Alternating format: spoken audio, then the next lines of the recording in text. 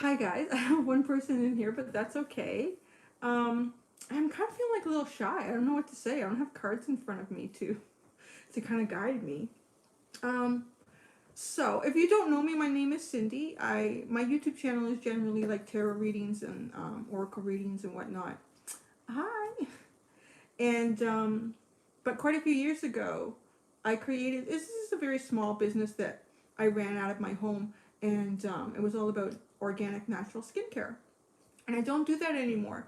But I put an awful lot of work and education into making those recipes. And I've been thinking to myself, like, it's such a waste. I mean, I use it. Any friends, relatives, good morning. Hey, girl. Um, that know me will use the products now. But I did used to sell them like at um, like farmers markets, health fairs, yoga conferences. I sold them on Amazon for a while, and it's a lot of labor intensity. I won't go into all the reasons why I kind of stopped doing that. Hello, good morning, happy Sunday. I'm just sitting on the couch by the Christmas tree that I got yesterday, having my tea,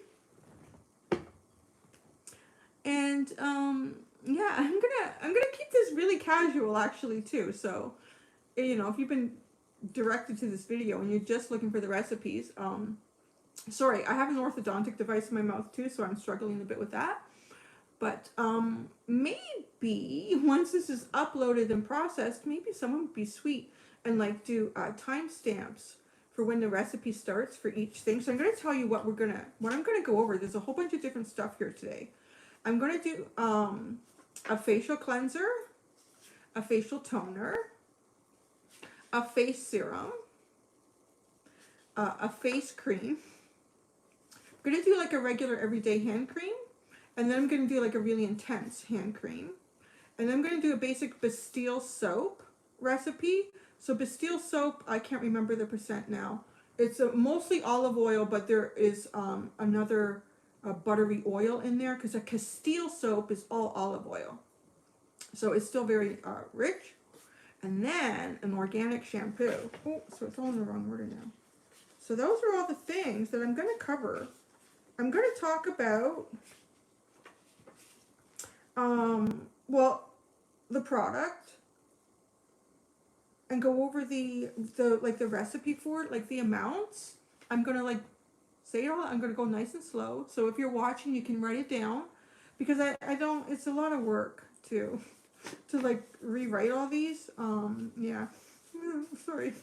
So that's what I'm going to do. And I'm also going to talk about like the places where you can get the raw ingredients. And I am going to talk about as well one place where, because I haven't had a lot of time to make my own face cream lately. So I've been buying face cream from another place that's all natural. I'm here in Ontario, Canada. And the place that I will talk about is also in Ontario, kind of like Eastern Ontario. So yeah, so that's what I'm going to do. But before I get into that, I saw people were commenting and I wasn't. And so what's going on? I'm having my tea. My son and I, we put up the Christmas tree yesterday. There it is. We got a Christmas tree. And yeah, so I'm doing this too because I've been feeling like I should. And I kept putting it off. I was kind of procrastinating. I thought, probably nobody's interested. And I could think, well, you know what? Even if it's just a couple of people benefit from this, it's really worth it. So, and then I got an email from someone who had remembered that I had actually typed out the recipe for the face serum on the community section of my channel. And, an esthetician. Now I'm really nervous. And she had sensitive skin, the lady that emailed me. And, I thought, you know what? I think that's a little push to say, you know what? There are people that could use this right now. So yeah, that's what we're going to do. So I will tell you as well, I did study aromatherapy. I did not become an officially certified aromatherapist because there's quite a few hours involved with treating people for all sorts of different things with essential oils. I never went to that step, but I did the whole program, the big books, because it was really important to me that, so basically my recipes I've created should be able to be used by anyone, but I should also put a disclaimer there that obviously, like, make sure you're not allergic to any of these ingredients. Always do like a test somewhere on your body to make sure that there's no reaction. Like, some things you have to be cautious about are things with like apricot kernel oil. Like, people that have peanut allergies can sometimes actually also be affected by apricot kernel oil, which is a good oil, but I don't use it because of that. So all of my recipes pretty much were not easy for me to make because I wanted the ingredients to be super, super good for your skin, like feed your skin. Because you think about, your skin is the largest organ in your body, right? It's the largest organ that your body has. So if you think about what we eat, like if we would just eat processed food and junk food all the time, we would be really sick. And to me, that's kind of like what going to the store and buying like all those, really expensive $100 to $200 creams that don't really have anything real in them. It's just putting junk food on your face or filling up lines instead of, putting nutrients into your skin so that when the cells do regenerate, they regenerate the healthiest way that they can, right? So that's, yeah. So that's what I'm going to do. So I did study aromatherapy. I've always been a gardener all my life, but I focused on the medicinal properties of a lot of natural plants throughout North America. So I will also talk about infusing. I'll have to go through, because one of my base oils that I use almost in all my products is an organic hemp seed oil. And I use it because I found one of the best oils to infuse plants into.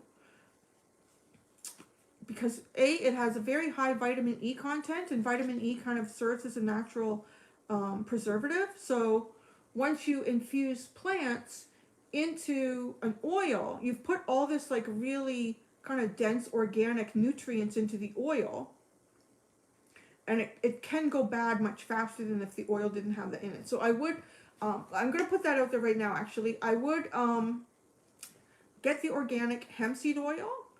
And I don't know if you guys are familiar, there's different ways that you can infuse an oil. So I'll go over, okay, so here we're infusing oils with plant materials.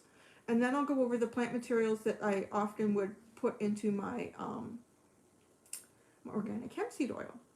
So you can get your oil and you can put it in a large mason jar or mason jars. And your plant material should be dry. So that's pretty easy to do. If you grow, like I grew my own plants as well. And I would dry them all out, like harvest them, pick them, and then cut them up or rip them up into smaller pieces, and then lay them out on a muslin cloth or something, usually not in direct sunlight, and just let them dry. And let them dry, and to the point, you don't want them to like crumble to nothing when you pick them up. You just want them to feel kind of dry, like a leaf that's fallen off a tree and it's been a few days on the ground. It's kind of dry, but it doesn't completely crumble. I always found that was the best. And then you can pack those plant materials into your, I like organic hemp seed oil, like I said, because it's really high in vitamin E, so it doesn't go bad as quickly as other oils. And vitamin E is really good for your skin. Pack it into the mason jar. I would say about the contents of the jar, about 60% oil and 40% plant material, and you can just sit them in a windowsill and the sun will actually help to infuse it.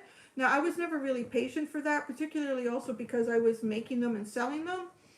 So I would do the double boiler technique where, if you cook or you want to melt chocolate or anything, the double boiler, you have a pot with water in it, and then you have another bowl that sits kind of within that pot. So your material is not directly at the heat source. It's just like hot, warm water that's touching your bowl. So that's how I would infuse my organic hemp seed oil. So I would pour the hemp seed oil into like a large steel bowl, and I would get all that plant material and I would put it in. Again, always about a 60% oil to 40% plant material. That's what I did. And you can play around with that totally, and you can Google and learn even more about it. And I would just you never ever want your oil to actually boil, like bubble. It's just really warm. It just stays really, really warm sitting there. And I would do that for maybe 2 or 3 hours. actually, yeah, probably, maybe more like 3 to 4. 3 to 4 hours, I would let the plant material kind of sit in there. And then I would let it cool. And I got organic coffee. I believe it's been a while because I made like about a year ago, I made a ton of product for myself to keep me going. All these products will last you about a year. So if you're thinking, I don't want to do this like every few months, you can just like book a weekend for yourself. This is the weekend. I'm going to make some stuff for me. And you're good for a year. You can make enough stuff for a year for yourself. Now, I believe it was like organic brown paper coffee filters. And I would put it in a steel funnel. And then I would start pouring this oil with all the plant material through that, because you don't want the plant material to stay in the hemp seed oil. Otherwise it would probably go bad pretty quickly. And then now you have the base. So I would call that's now the base oil that I would incorporate into almost all of the products that I make, because now it is super, super nutrient rich, right? With all that, the nutrients from the plant material is now in that organic hemp seed oil. So when you hear me say organic hemp seed oil in any of the recipes that I'm talking about, it's the infused version. So it's got the plant material has been infused into the organic hemp seed oil. Okay. And so the plants, oh good, I wrote it down here. These are the plants, and I will briefly go over like what some of the benefits of these plants are, that if I can remember. Like, it's been a long time. I did a lot of research at the time, but you know, I don't know what your brains are like, but if I don't need the information, it doesn't tend to stay in there very long. So, I would infuse calendula. Calendula is the most amazing plant for your skin. It brightens your skin tone. It's great for wrinkles, collagen, all of that. Like, calendula is so incredible. And it's a beautiful, beautiful flower. You just sprinkle the seeds anywhere and it'll grow. Like, these are native plants, so they do super well. Just like leave them alone and let them grow. And some of this stuff you can find in the wild, right? Particularly like yarrow and all heal. Chickweed. Chickweed grows like in everybody's lawn. It's absolutely incredible how much nature has provided for us, and we overlook it all the time. So calendula is a really good one. Now, if you don't want to grow your own plants, you can also buy dry plant material online. And that's the one that I don't have with me. What were they called? I can't remember. It's out of the US. A lot of the stuff that I get is out of the US. There is one company where I get a lot of oils and whatnot, and they have a distribution warehouse in Canada and the US. So calendula, all heal, yarrow, marshmallow, I would use the roots particularly, and the leaves, and chickweed. Those are my go-to plants to infuse in the organic hemp seed oil, and they are amazing. Even if you have time to do nothing else, if you just want to infuse those plants into organic hemp seed oil and rub it on, it's a really good product. Really, really good. The all heal as well is a very magical little plant that scientists have only been learning a lot about recently. The last time I was reading about all heal, I don't know how far they've gone with this, but they were finding evidence that it could actually totally defeat the herpes virus, and they were finding some evidence about its healing properties with HIV as well. Really an incredible plant. Yarrow is a plant that's been used throughout history, like throughout North America as well as throughout North America and Europe, often, but like throughout Europe, I think there's history with it. Yarrow being used. I want to say, if I'm remembering correctly, like the Celts, Scandinavian countries, where the men would go off to battle and they would take the yarrow plant with them. And this is also true for in North America, for the indigenous cultures throughout North America, all the different tribes. I don't know if all of them used it, but it was a very, very common plant because it stops bleeding and allows healing like right away. Yarrow is incredible, and you can also drink it for tea. It's supposed to be really, really good for women's menstruation also, yarrow. And I had actually, one day I was working in the garden, and I had a hangnail, and I picked at it. I should have cut it, but I ripped it, and my thumb was bleeding profusely. I thought, oh man. And I had all this yarrow growing there. I thought, I'm going to try it. So I did. I ripped off a little bit of the plant. I smushed it a bit, like to pulp it, just a tiny bit, and I put it on there, and for how much it was bleeding, like I just held the plant there. It wasn't like I was putting a lot of pressure. I just held the plant there, and when the plant was stuck, it stopped bleeding within seconds. I was like, wow, that's incredible. It really does work. So yeah, yarrow is a really cool plant.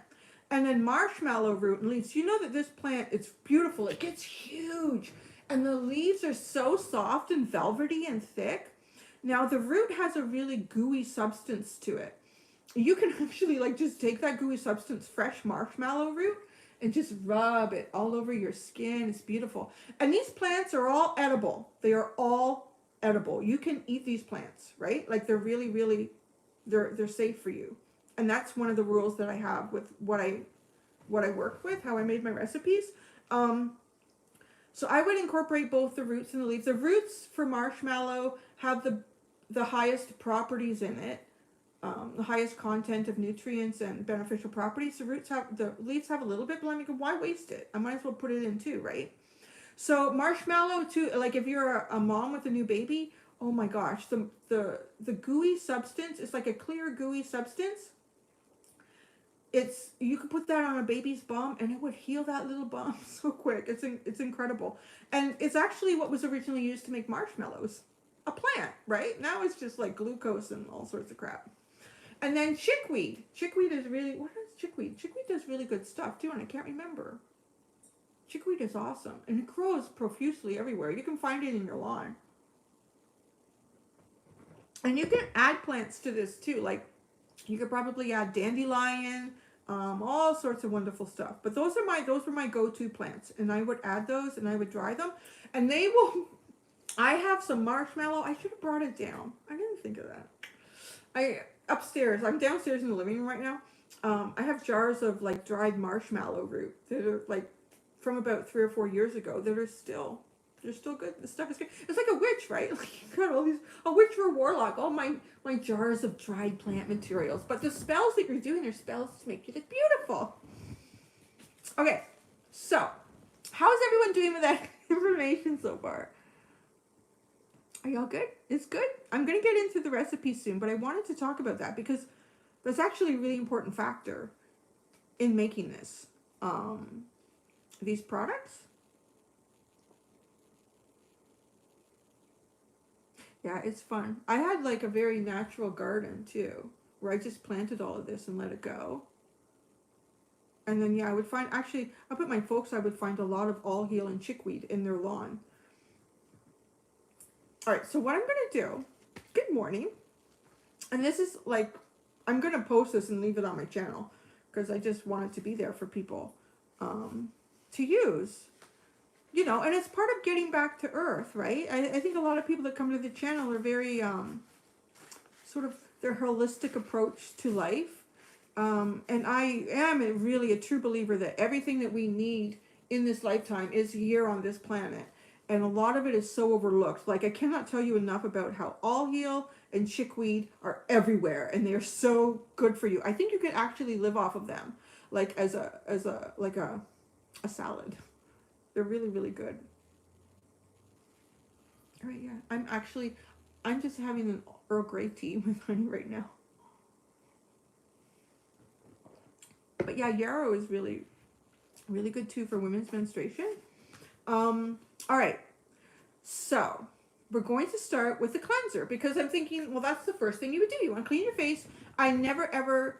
In the mornings when I get up, I just use water. That's the only thing I use on my face because I cleansed it in the night. And your face is not covered in grime. Well, I don't know. It depends what you were doing in the night. But most of the time I'm just reading my book and I go to sleep. So my face is pretty clean when I wake up. And I just splash, like, I like cold water. I really like cold water. I guess you can use whatever temperature you want. Hi. So I use the cleanser at night. Now, this is an oil-based cleanser. And the reason I like using that is because my skin will go from, maybe I'm a bit of a T-zone. Like you think, if you look that up, there's all sorts of, I tend to be oily in spots, but then dry in other spots.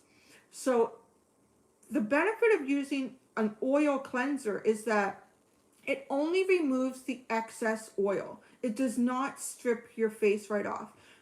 It does not strip all the oil off of your face. You don't want to use anything that strips your face right off because that's bad. It's really bad.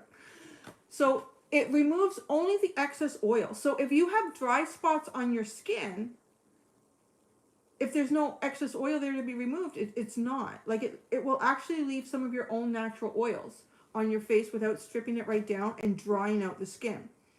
So as soon as I went to using an oil-based cleanser, it helped my skin a lot. So, oh, and I also call this product line, I called it the Organic Virgin line because it was organic and virgin quality product. So the Organic Virgin. So this was the Organic Virgin Purifying Cleanser. So, oh, for my Americano friends too, I'm going to tell you everything is in metric. I'm sorry, but that's how we measure stuff here in Canada. Okay, so this is based on a 100 milliliter recipe.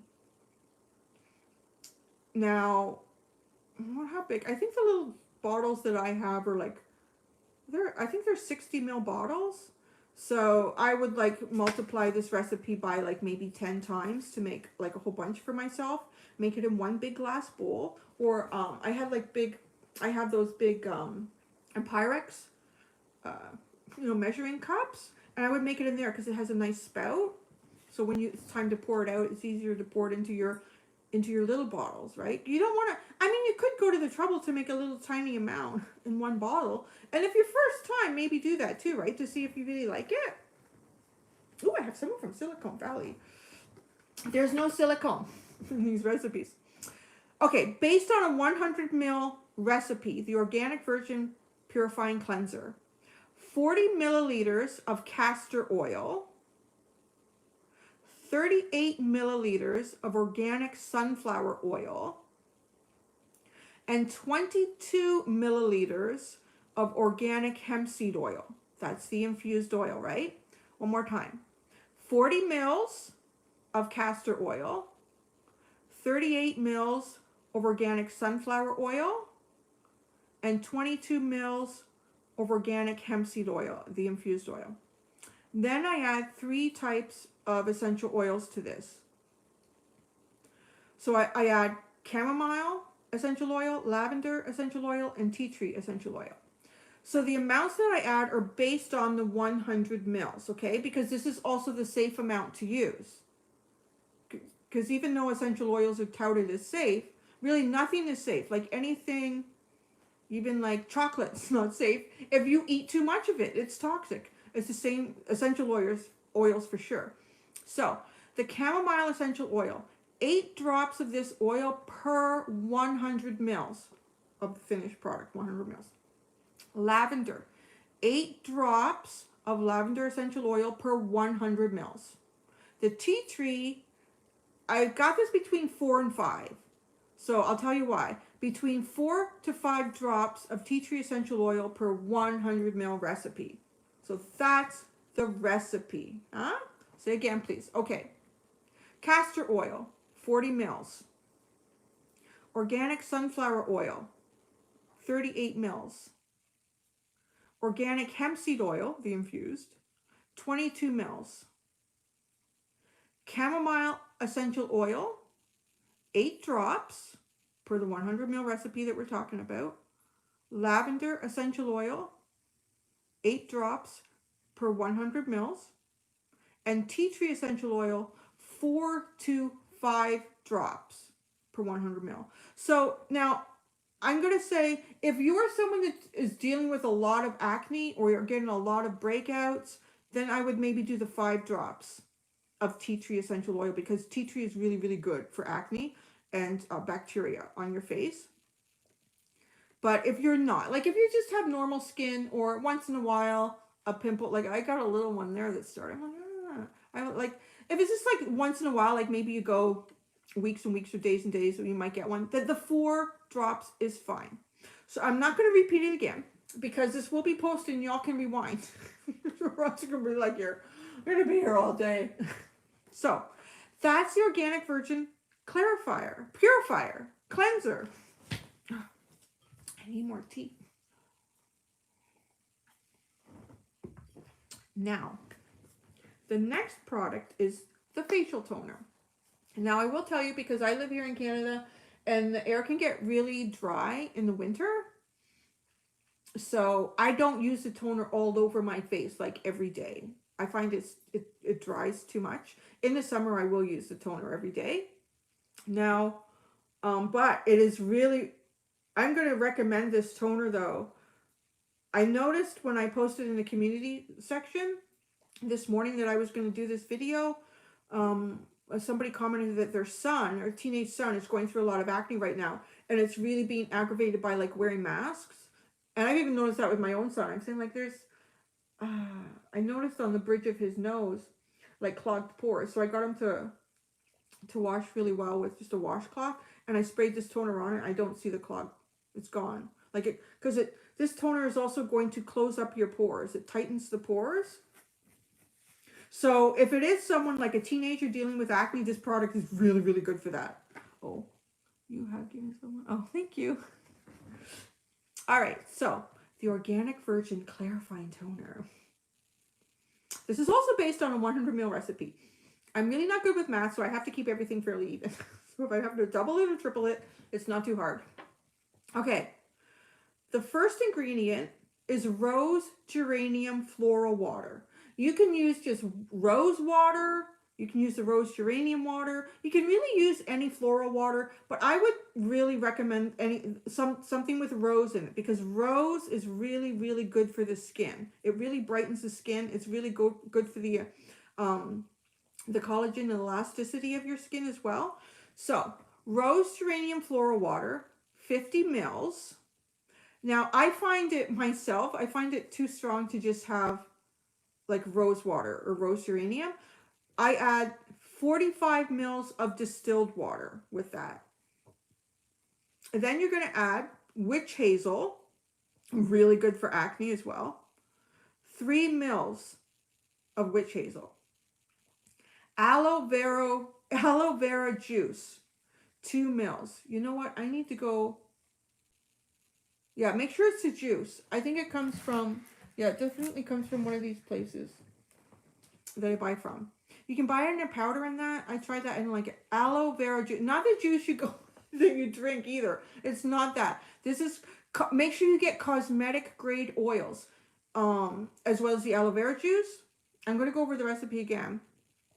Okay, now, so there's one essential oil that's in this, and the bottles that I put my product, like my usable product in, like I'll make it in something bigger and then I'll pour it all into little spray bottles for my personal use. It's based on a 60 milliliter bottle. I mean, if you have a 70 or 80 ml bottle, I would still just do what I do. I wouldn't add any more, because it's tea tree. You're going to add tea tree essential oil, and it's 1 drop per 60 ml. So I would basically mix everything up except the tea tree, and then I'd have my bottles lined up to pour the rose geranium floral water, the distilled water, the witch hazel, and the aloe vera juice. It's all been mixed together.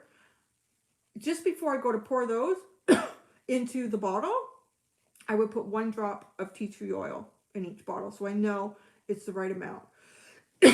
Sorry, I'm choking on my own saliva. So, again, rose geranium floral water, 50 mils. Distilled water, 45 mils. Witch hazel, 3 mils. Aloe vera juice, 2 mils. So this is based on a 100 ml recipe. Put 1 drop of tea tree essential oil in each 60 ml bottle that you might want to divide this up into. Okay, and that's that one. Was there something I was going to say? Yeah, what was I going to say? Something about... Oh, I wanted to talk about why it's important to get like cosmetic grade oils and butters. Like when I say butters, like shea butter, cocoa butter, all those sort of things. Because the butters and oils, like even olive oil that we ingest, have been really refined. It's taken out a lot of stuff out of that so that it has a certain flavor, a certain consistency, removes impurities. Now, the problem is it removes a lot of the nutrients that are good for your skin. So that's why, I mean, if you're really between a rock and a hard place, you're in an area where you can't get any food grade, or sorry, cosmetic grade, you know, you can go to the grocery store and still use it. It's not gonna be bad. It's still, but if you want to, I know I'm seeing people, can you post the recipes? It's a lot of work for me. I still have to clean the house and do laundry today. I don't know. I'm just trying to do, I'm hoping that, you know, maybe someone who has free time could type it. If anybody types anything in the comments, like after this has been posted and processed, if it's a timestamp for when I hit each recipe, or if somebody wants to type out the actual recipes, I will pin them so they're there for everybody in the comments. So I hear someone, this one more time. One more time. The toner. 50 milliliters of rose geranium floral water, or just rose water. 45 milliliters of distilled water. 3 milliliters of witch hazel. And 2 milliliters of aloe vera juice. And then 1 drop of tea tree essential oil in each bottle, 60 ml bottle, before you pour it all in. I'm not going to do the cleanser. I already repeated that 3 times. You guys can rewind, you know. You can do that. Okay, now we're going into one of my favorites. My face serum. The Organic Virgin Nutrient Rich Face Serum. I'm going to talk about an oil that's even more special than organic hemp seed oil. It's like a profound oil. I mean, if you get nothing out of actually this whole thing, I would say the oil I'm about to mention, order it. Just order it and put it on you. It's like lather yourself in it. It is incredible. I mean, it blows argan oil out of the water. It blows every oil out of the water, and it is not a well-known oil. I came across it like by chance. And when I researched it and when I tried it, wow. Okay, so the organic rich face serum that we're going to talk about, the oil that is the most oil, the product, the oil that has the most in it, the highest concentration, it's called maracuja or passion fruit oil. Maracuja or passion fruit oil. It's hard to find. Well, you might find it, I don't know. I say that in Canada it can be hard to find things. So, you know, maybe it's just in Canada. But I only found one reliable distributor for it to buy it like in sort of a bulk. And here it is. From Nature with Love, guys. This is where I get this oil. This oil is incredible. It's absolutely incredible. It's awesome. It's like, yeah. It's amazing. That's all I can say. And once you get to know this oil, yeah, you will love it. Oh my God. It absorbs so well. It doesn't leave any greasy feeling. My skin can be really sensitive to some oils. Like I found argan oil and coconut oil will give me acne like big time. I could probably bathe in this nonstop all day with the maracuja or the passion fruit oil. It's an amazing, amazing oil. Absolutely. So, going to the face serum. This is again based on a 100 ml recipe. This one's pretty simple. There's a whole bunch of essential oils in this one. So, the virgin maracuja oil, right? The maracuja, the passion fruit oil. 50 milliliters of it. 50, baby, don't skimp. Do not skimp. And then 40 mils of the organic hemp seed oil, the infused one, right? And then 10 mils of jojoba oil, right? It looks like jojoba, jojoba oil. 50 milliliters of maracuja oil, the passion fruit oil. 40 milliliters of organic hemp seed oil, the infused one. And 10 milliliters of jojoba oil. Now, I'm going to read off to you 4 different essential oils that I put in this. Each one of these, I'm going to tell you how many drops. It's based on 100 mils, okay? So it's the amount of drops that I'm going to tell you is based on the 100 ml recipe. So if you want to double it, like Jasmine essential oil is the first one I'm going to mention. It's 15 drops.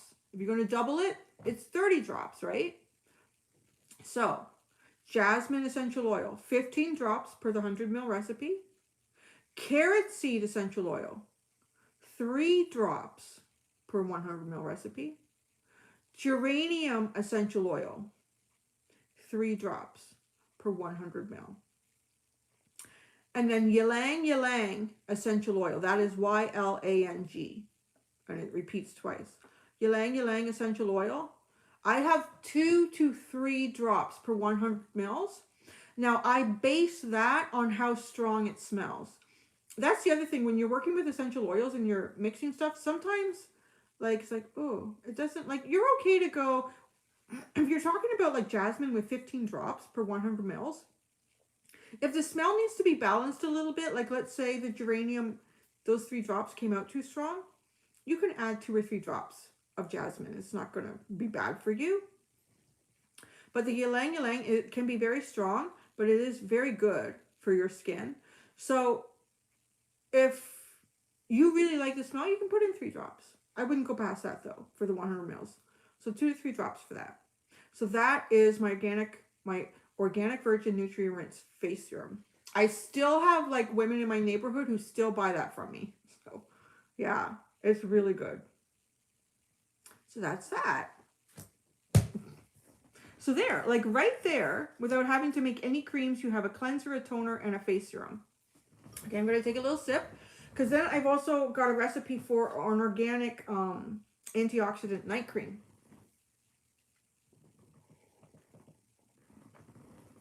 How are you all holding out? Okay? It's okay. I have to get an extra pillow. I feel like I'm like leaning forward here. Breaking Bad. I've never watched that. Oh, I watched last night when we were, well, I guess late afternoon, decorating the tree and putting the stuff on the mantle. I was playing It's a Wonderful Life. I love that movie so much. And then later in the evening, we watched that movie Hachi.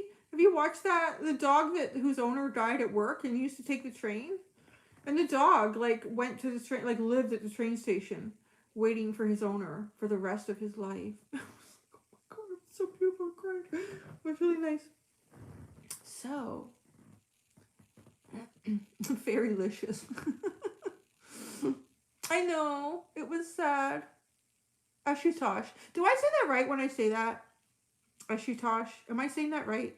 Can you type it out phonetically or just say, Yeah, she was so sad. It's based on a true story. My gosh. Oh, how long can I store it? I do prefer glass bottles. Actually, I use glass bottles for everything. Oh, yeah, that was the one thing. My creams I put in black. You don't have to. I got my glass jars actually from a place in Germany. They were black violet jars. They're incredible, but they're expensive. The product should last about a year. Yes, the product should last about a year. All the creams, the serums and the cleansers actually maybe. The toner might last forever. To be honest, like, sound like Ashutosh. Oh, Ashutosh. Am I saying that? Ashutosh. I want to know how I'm saying it because you're always here. So, what was I saying? Oh, eczema. Do you have it on your face or is it on your hands and your body? 85% correct. It's okay. Cindy, is the cleansing washable with just oils? What do you mean is it washable with just oils? This person was, that's good they're putting in there. Oh, you know what? Okay, so stick around because my, I call it the Holy Grail hand cream. I had people that used to buy this from me. I feel bad. I can't do everything. I can't be everything to the whole world. But I had people that used to buy this who had bad eczema, however you want to say that, on their hands. And this Holy Grail cream cleaned it up for them like it was crazy. It's really amazing. So yeah, when I get to that, the Holy Grail. because it really is. It's the holy grail of all creams. It's incredible. It really helps eczema, but I wouldn't put it on your face because it is rich. It is really rich. I might put it on your lips to use it like as a lip balm, but I wouldn't put it like on your skin. I don't know me. I would totally break out my face because it's really rich. Winter's hard. Yeah, winter is really hard for people with eczema too. Oh yeah, this cream is really good. I'm gonna share it with you guys. I need to get a second pillow. Wait a second. I'm coming right back. Ah, there we go. Okay. Ooh. Oh, that's better. Oh my gosh. All right. Where were we? We did the face serum. Did Lily find out? No, I do not let Lily know that I watched Norbert on YouTube. She get upset. I don't think she liked that I was watching Hachi last night. Oh, yeah. I have to keep going. I'm getting tired. I woke up at 3:30 this morning. I don't know why I do that. I hate that. I wasn't doing that for the longest time. I was actually sleeping in. I can't find a good in between. Yeah, the toilet toner is great for oily skin. Now, I'm not really spraying it all over my skin. I had a little blemish like way up here a couple days ago, so I would like spray it on the tip of my finger and rub it, and then spray it and rub it. Do you know what else is really good for a blemish? This is crazy. I don't know. Toothpaste. It is incredible. It'll dry the... Well, it does too. Maybe it's not that safe. But if you have a blemish and you want it pretty much gone by the next morning, get a little bit of dab of toothpaste and stick it on. It'll dry that little butter like... It's insane. Yeah. Yeah, it does work. I wouldn't like make a habit of it. I wouldn't put it all over your face, but man, it'll kill that pimple. All right. I'm going to go into the cream. Now, you know what's really special about this face cream? There is no beeswax in it. There's no wax in it. And anyone who makes creams will say, well, geez, Cindy, how is that possible? How do you bring together oil and water without wax? I figured out a way to do it. There's a way to do it. So I'm going to tell you. And the reason I don't have beeswax in my face cream is because, now what is it? Yeah, because my pores have a tendency to easily clog. So beeswax, comogenic, that's what it is. There are comogenic ratings for, oh no, I love bees. It's on my hand. My hand cream has wax in it, beeswax it does, but not for the face. Because I think beeswax, there's ratings, I think it's called comogenic rating for how likely a product, a wax, a butter, or oil is to clog your pores. And beeswax, I think, has a comogenic rating of 2. So I try to keep my comogenic rating almost like 0. So that's why there's no beeswax in my face cream. I think though, like, actually I'm going to talk about someone who sells online all over the world in Eastern Ontario who sells products. Her creams do not give me pimple. Although I shouldn't say that. Pimple. But I know she actually also has her own bees. So her wax is like super pure. Okay. So the Organic Virgin Antioxidant Night Cream. You're going to mix the following into a double boiler, right? Look that up if you don't know what it is. I just talked about that when we were infusing the plant material. Okay. Organic hemp seed oil, 15 mils of it. That's the infused one. Organic hemp seed oil, 15 mils. Virgin maracuja oil, 20 mils. I don't know why I don't have this in the order of, anyways. Organic sunflower oil, 7 mils. Organic argan oil. I have raw. Get it in its most raw form. Raw organic argan oil, 4 mils. Organic shea butter, 34 mils. So the organic shea butter, to get that measurement, you might have to melt it first. because I have it in a mill instead of a weight. Or you can compact it. You know what? I think I used to just compact it into the, to measure it. So I'm going to do that one more time.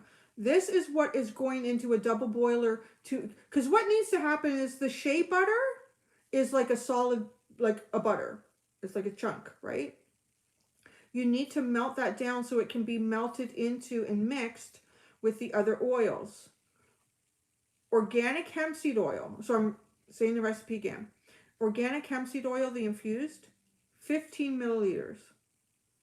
Virgin maracuja oil, 20 mils. Organic sunflower oil, 7 mils. Raw organic argan oil, 4 mils. Thanks, Amanda. Organic shea butter, 34 mils. Okay? So you're going to let this all melt. As soon as it's melted, you don't have to wait any. As soon as it's all melted, you can give a little stir. You're going to put it in the fridge. You're going to take that glass bowl or steel bowl, whatever you were using. I think for this, when I'm working with butters, I use a glass bowl. Take that glass bowl. Once it's all mixed together, you're going to put it in the fridge. Because what you want it to do is you want it to start to set. So I've got written here, leave in fridge to harden and set. Oh, I thought I had the time. You know, it probably depends on your fridge and how warm it all got. Yeah, apple cider vinegar is really good too. Yeah, so you're going to take that and put it in the fridge. So now here's what you're going to do. You're going to add the following. I might have to go over this a couple times. Okay. Once that product has like hardened, let it harden. Not just like a skin on top or, you know, a half an inch. Let it be hard right through. So now it's a big hard butter. That'll happen if it's in the fridge, right? Even the some of the oils here. I think, I don't know. Anyways, it'll get hard. So pull it out, and you want like a little food processor. You're going to need a food processor to make any sort of cream. You can use a hand one, or you can use like one, and you can pour the ingredients in. I think I used one that I put it in. I got one that I just specifically designated for making creams and stuff. Well, obviously, if I'm going to sell them to people, it's not something that I made spaghetti sauce in like 10 minutes before. So you're going to now scoop. I don't remember what the, shea butter has a very low rating. I think it's like 1 or 0 for comedogenic. Something like, here's the thing. Something can seem like it's thick. You think, oh, it's going to clog my pores. It has something to do with the size of the molecule, I think. Because shea butter has a much lower comedogenic rating than coconut oil. Coconut oil will give me pimples like every day, all night, like crazy. Coconut oil has a very high comedogenic rating. But shea butter has a low one. I remember it's either like, I think it's 1. Okay. So you're taking that stuff that's hard and you're putting it in the food processor. You're going to pulse it. You want to just kind of pulse it. Just kind of get it breaking up a bit. Now, as you're pulsing it, you're going to add the following. This is the liquid stuff, okay? You're going to add 2 milliliters of glycerin, right? Glycerin's really easy to find. You can find that everywhere. 2 milliliters of glycerin. You know, I'm going to have to put these on because I'm looking here, I'm looking up, and that's where my eyes have, there we go. Yeah, it's the transition. 2 mils of glycerin. 15 to 16 milliliters of distilled water. Now, don't pour all the water in at once. Don't do that. Pour it in a little bit at a time and pulse. Because what you're doing, because there's no wax in this, because water and oil do not want to come together. But I found by doing this, by changing the physical property of the oil, by making it hard, and then pulsing water into it, it forces it together. I don't know. It does it without having to have wax. So you're adding the 2 mils of glycerin and the 15 to 16 mils of water. You're going to have to use that on with your own judgment. Like, do the 15. If it seems like water is not going in, don't add anymore. You can always drain off the water. All right. And then you're going to add 2 milliliters of aloe vera juice. The same aloe vera juice that we had in the toner. Yeah, I have here too, do not overmix. Like, pulse it. Don't just pulse, pulse, pulse, right? Some people can use coconut oil, and they're really fine with it. Quite a few people actually are fine with it. I will tell you that I find more people that are fine with it are people with darker pigmented skin. And I don't know why that is. I don't know if the pores are different. I know that they actually, the darker your skin tone, I believe the more natural sebum. Like, if you look at people, like Africans, like black skin, it's so smooth. It's incredible. Like, and then you look at like really white people, like really, like almost a see-through white people. Particularly too, like redheads. When your skin is very, very pale, it tends to wrinkle much easier because the lighter the skin, I believe it's sebum, the less sebum your skin actually produces. So I don't know why. And you will hear like a lot of people from South America, Africa, anywhere where the skin tone is typically darker, coconut oil doesn't seem to bother them as much. So I don't want to say no coconut, like don't use it. Try it because it's an amazing oil if it doesn't, cause blemishes for you. Okay, so yeah, see? Yeah, like even people in India, China, I wonder where they're, because they're kind of in between. Interesting. Okay, anyways. Now you're going to add essential oils. So once you add the essential oils, I'm telling you, well, this face cream, you could keep it in the fridge. Put it in jars. The darker the jar, the better, because it blocks out it's the UV light. And something that I would also do is the jars, this is so bad, right? I'm so distracted doing this because let me finish the recipe and then I'll tell you. Now you're going to add the following essential oils. These essential oils are based on a 100 ml recipe. I'm guessing that this comes to 100 mils. Oops. Okay. Frankincense essential oil, 2 drops per 100 mils. Lavender essential oil, 2 drops per 100 mils. Geranium essential oil, 3 drops per 100 ml. Galbanum essential oil, I will spell that for you, 1 drop per 100 ml. Galbanum is Galbanum essential oil. Neroli, Neroli essential oil, 1 drop per 100 ml.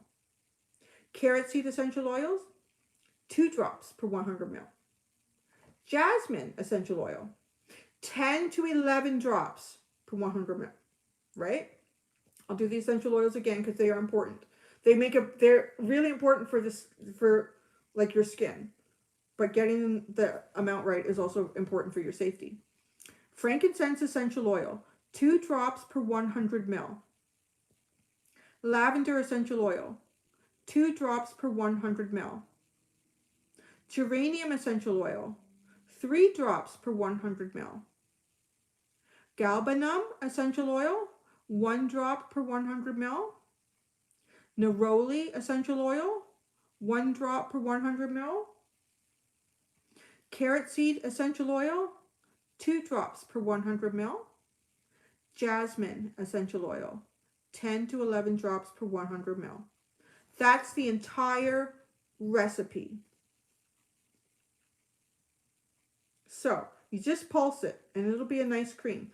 And I used to put it in, like piping bags. Piping bags are great for taking your cream and getting it into jars. Scoop it into a piping bag and then you have your jars. So now talking about the jars. What I would do to prepare a jar, I feel like my intuition is working. My nose is getting really itchy. What I would do to prepare the jars, there's 2 things that you can do, whatever you're most comfortable with. You can either use tea tree essential oil or just alcohol, like alcohol rub. I would just put some on paper towel, and I would rub the inside of each jar in the inside of the lid and just leave them to air out and dry. And now the jar is clean. There's no bacteria in there. It's sanitized basically, right? So then pipe it in. Now I want to say get the darkest jar you can because it's the UV light that will affect this. Put it in a dark, cool place. Even the fridge. I'll put creams in the fridge. You can put them in the fridge. The jars that I was getting, they're black violet jars, and they were from Germany. You could leave that almost anywhere. Like, get preserved. But they're expensive, and I think you can... They're really expensive. But you know what? If you're going to reuse your jars, like do this for yourself and wash and reuse your jars, I would recommend black violet. The black violet jars. So yes, this cream will last a year. I had it last as long as a year and a half in the black violet jars. I'm trying not to eat the tea bag. Terrible. Okay, right? And just pulse. Don't whip it. You're not trying to force. Well, you are. You're gently forcing it. That's what you're doing. You're coercing it to come together because there's no wax in it. And you know what? If wax doesn't bother you, add a little bit of wax to it. If you want to add a little bit of wax to this recipe, you would add it to the double boiler point. Like you want the wax to melt in with the butter. So that's all the face stuff, guys. I'm tired. How long have I been? Oh, 56 minutes. Oh my God, I still have all this to go through. Oh, Lordy, I might need a snack. You guys will have to come into the kitchen with me. It got really quiet. All right. Are you ready for just a regular everyday hand cream? I didn't say anything. All right. Okay, here we go. I just called it silky hand cream. And then... oh yeah, you can add whatever essential oils you want to it. I'm going to tell you, my favorite essential oil mix. Now, here's the problem. One of my favorite essential oils, people tend to either love it or hate it. And that's, why do I... What the heck is it called? Ah, sometimes it just goes so blank. Patchouli. Patchouli essential oil is one of my favorites. I will add lavender and patchouli. That's like my standby. I love those two together. Yeah. All right. So I call this silky hand cream. This is a 150 ml recipe. It's pretty easy. You are going to put everything that I'm about to tell you into a double boiler, right? The double boiler technique where you're just gently melting it. This I have coconut oil in because it's not going on my face. Organic coconut oil, 45. Oh, this is a percent. Jeez. Why do I have it like that? Oh, Lord. Okay, wait. Let me do 50. Oh, wait, 45.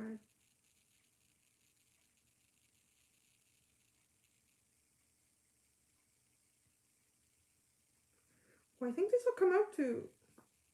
Oh, yeah. Well, it comes out to 100. Why do I have a... Oh, I know. Okay, so here's the thing. The first part of this, I'm going to double check it. I believe the first part of this, the oils and butter, is 100 mils. I'm just going to double check this because I don't want to... Somebody makes this, and it's like, oh, Cindy said that, and she was off by... Yes, I was correct. So, this is... it's going to make you 150 mils, okay? So that percent doesn't have... That can be 45 mils. Yeah. But... And yeah, you can do the math.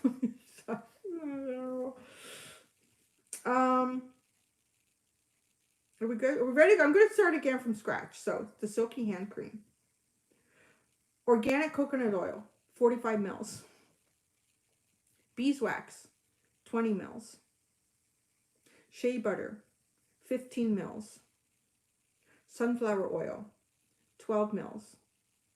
Jojoba oil, 8 mils. Okay, so that's 100 mils right there. You're going to melt that all together in the double boiler. Let it melt. I mean, what you're going to wait for the longest is probably the beeswax. That's what I always found. There'll be like one little pellet. You just keep stirring it, kind of move so the heat gets dispersed and the beeswax will melt. And then again, you want it to set. So you want it to set. So, I mean, there's enough with the shea butter and the beeswax and the coconut oil and the beeswax. You don't have to put it in the fridge. You can just leave it on the counter overnight or for a couple hours and it's going to set. It's going to get hard again. If you're in a rush, you can stick it in the fridge. So, once it's hard, then you're going to get 45 mils of water, distilled water. Like, whenever you're using water, I would try to use distilled water or a spring water if you know it comes from a really clean, pure source. Because with the water, as soon as you add water, like to oils, that's you're now adding an element that doesn't naturally go together. So that's where you're going to start to have the risk of something going bad. So the creams are more likely to go bad than the cleanser, the toner, or the serum.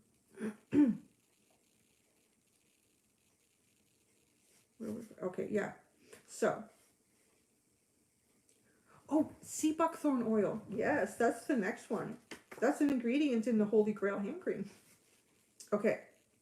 This is just an everyday cream, right? Because sea buckthorn oil is expensive. So if somebody just wants to make a nice hand cream that keeps their, like your hands feel really nice after using this, it absorbs pretty well. This is the recipe. So 45 mils of distilled water off to the side. You're going to take that hardened mixture that we just talked about, the coconut oil, beeswax, shea butter, sunflower oil, and jojoba oil. You're going to take that and you're going to put it in your food processor again, right? And you're going to pulse it a bit, and now pulse and start adding the water. Now this one isn't so hard to come together because there's beeswax in it. So it forces it together really well. The beeswax amount was 20 mils. So you're going to pulse that together, and then there's essential oils. So you can use this. Is that the one that? This one, you don't even have to add essential oils. If you don't add any essential oils, I would add 4 to 5 milliliters more water to bring it up to 50 ml. If you want it completely scentless, you could do that, actually. The essential oils, pretty much, in this hand cream recipe are just for scent.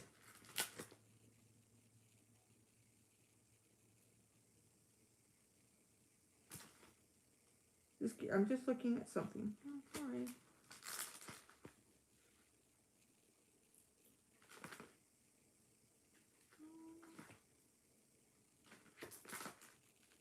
Yeah, you know what? I don't have. That's funny. I don't have the amounts for lavender and patchouli.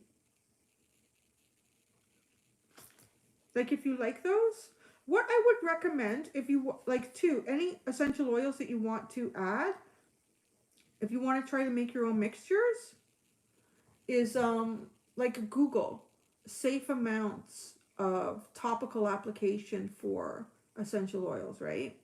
Everybody's different. Like, some people are like, I just put essential oil raw on my skin. I find this, you gotta be careful. I wouldn't really do that. But, okay, so I'm going to tell you what I've got here. This little mixture of essential oil.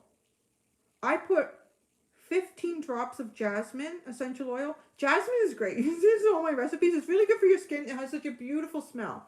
And it's really safe. Like, you can put a fair amount in. 15 drops of jasmine essential oil for this 150 ml finished recipe. I have 5.8 drops of mandarin.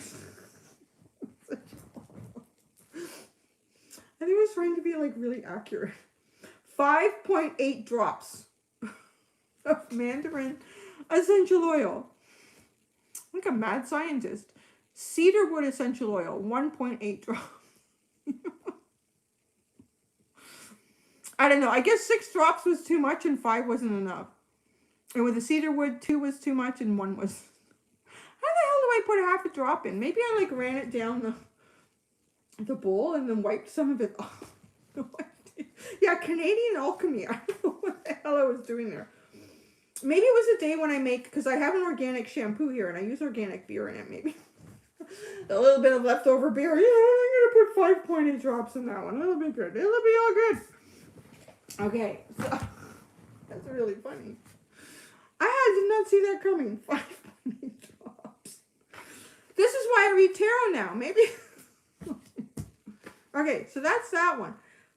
Yes, good grief. Exactly. Right, Uncle Dan? You're like, okay, this is going to be perfect. Now, how do I make 5.8 drops? I don't know. I know.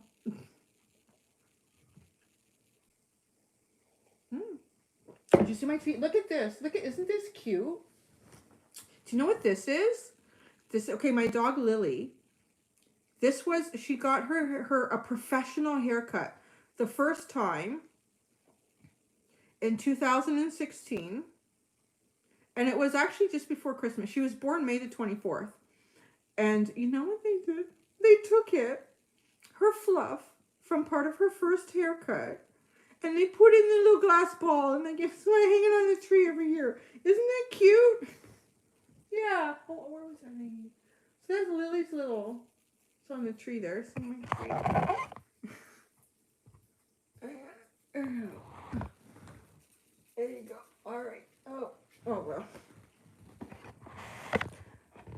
Please repeat amount of sunflower oil. Oh, it's gonna fall. There we go. Sunflower oil was 12 mils. Jojoba oil was 8 mils. Shea butter was 15 mils.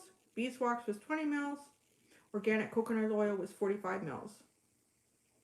And then when you're ready to mix it all together, it was 45 mils of distilled water. I would do 50 mils of distilled water if you're not adding any essential oils. Because the essential oils kind of come close to 5 mils of water, of liquid. Okay.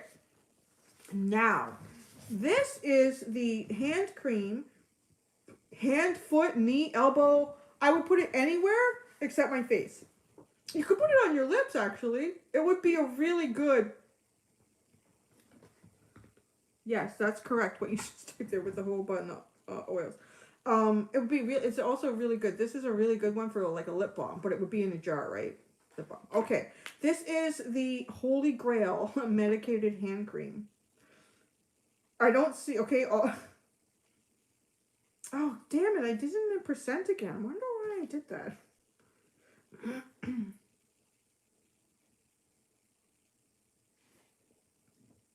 Let me see what this has to. Oh shit.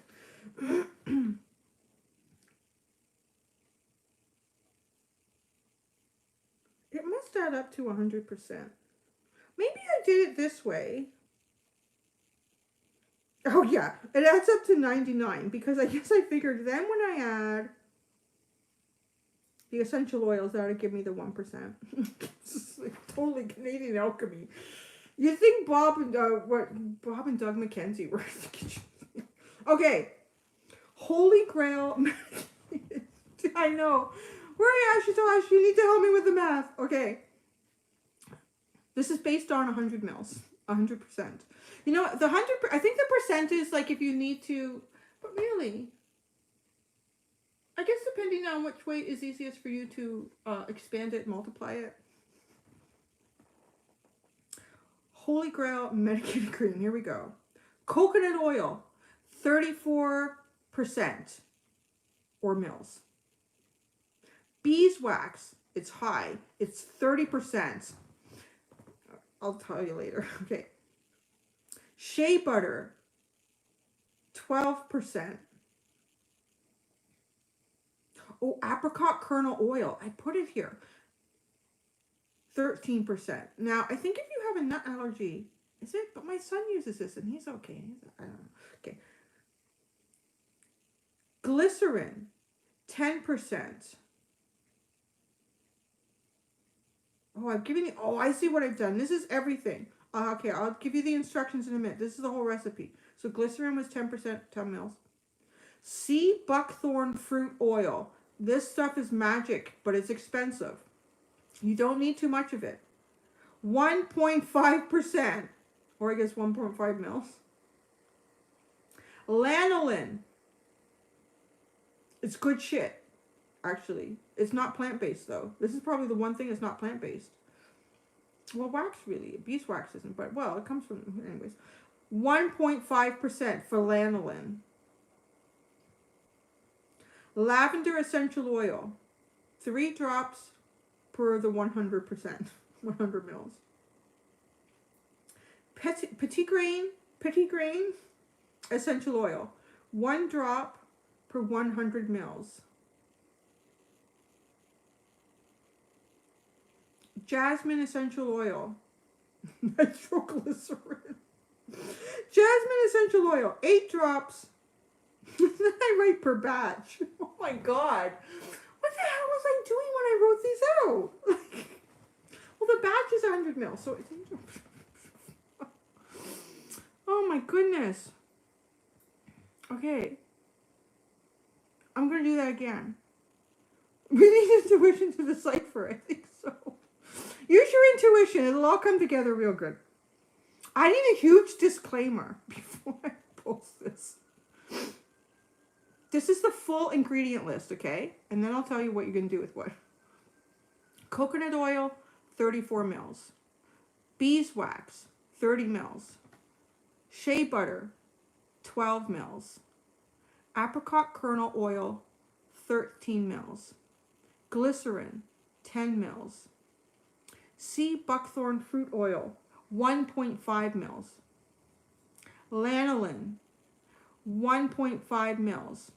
100%. Lavender essential oil, 3 drops per 100 mils. Petit grain essential oil, 1 drop per 100 mils. Jasmine essential oil, 8 drops per batch. This is like, just forget the 100 mil thing, just for the batch, whatever. I don't know. Oh, and then there's distilled water. And I have written down 20%.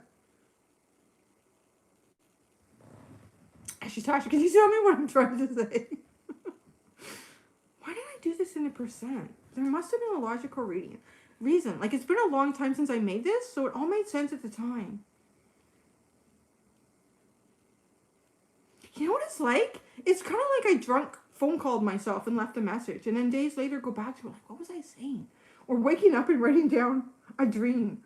It's like, or having like a profound idea. Like waking up and having a profound idea, and then the next morning you look at it like, what was I thinking? No, it's crazy, right? So, anyways, this is what you're going to do now. What do I have here? Okay, let's see what I wrote. Yeah, I think the Oakmen do need to explain this to me. Okay, so petit grain is spelled Petitgrain.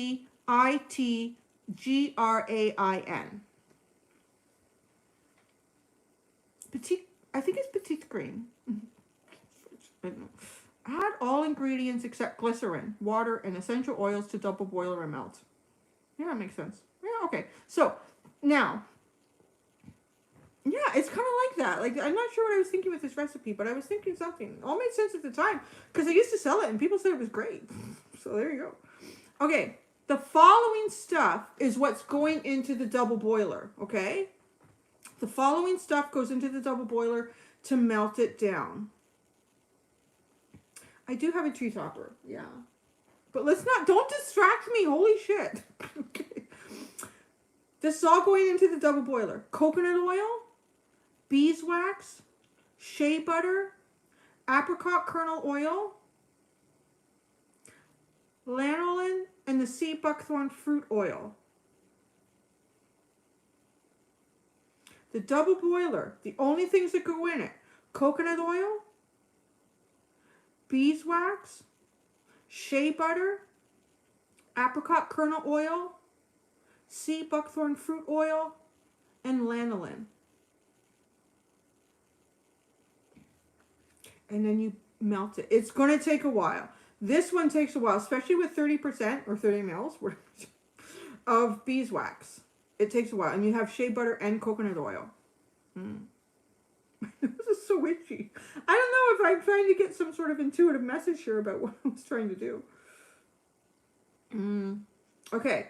So you melt it all down, mix it together. I'm going to give you a little hint here. The sea buckthorn fruit oil and the lanolin, you can put them, kind of just drop them in once everything else is melted and then stir it in. I'm going to tell you too, the lanolin smells like dirty old sheep. Oh, it's a horrible, but it's absolutely incredible. And most of the essential oils that go into this are to cover up that smell, because it smells like a dirty old Scotsman that's been sleeping in a barn for 3 years. Like, it's just a horrible, horrible smell. Terrible. But man, lanolin's amazing, right? Lanolin is like the waxy substance that sheep naturally produce that protect them and their wool.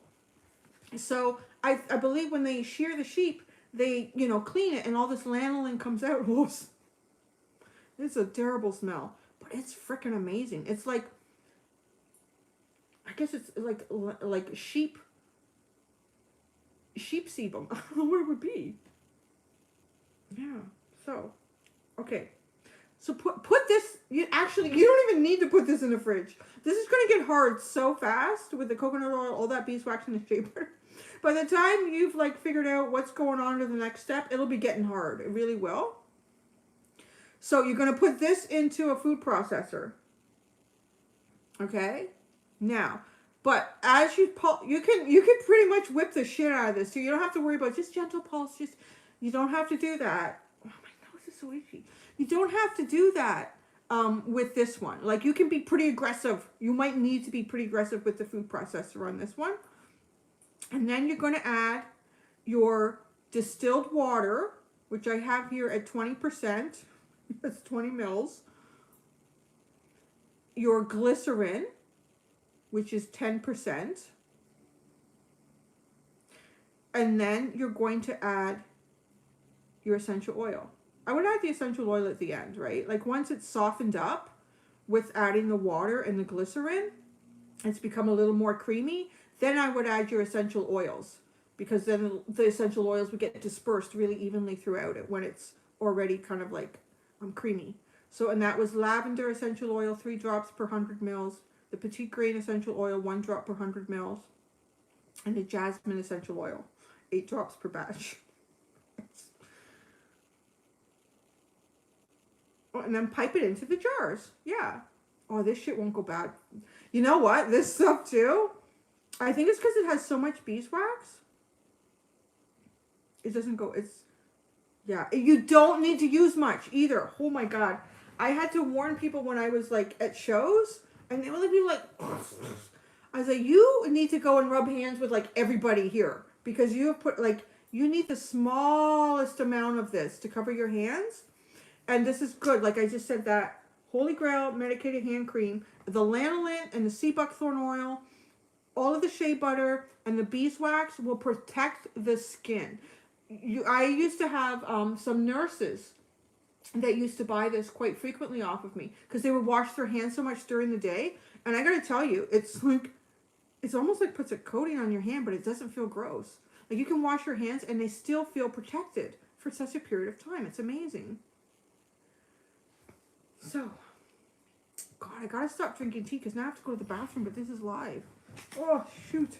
So now I'm going to tell you how to make a Bastille soap.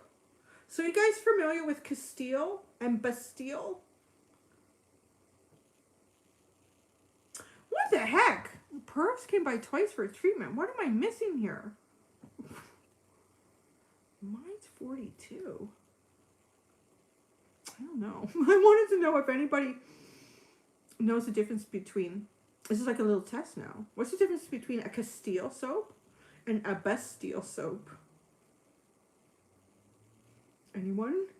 Anyone? Is anyone paying attention? No. Well, we didn't talk about this, so it's okay. No idea. Okay, somebody's paying attention. At least you're giving me some input. Okay. A Castile soap is the only oil that's used in this. You're gonna flunk. Yeah. A Castile soap, so Castile with a C, is when it is like the only oil that's going in is olive oil. That's it. Yes. Yes! Leanne got it right. Yeah, that's a Castile soap. Is olive oil. It's just olive oil.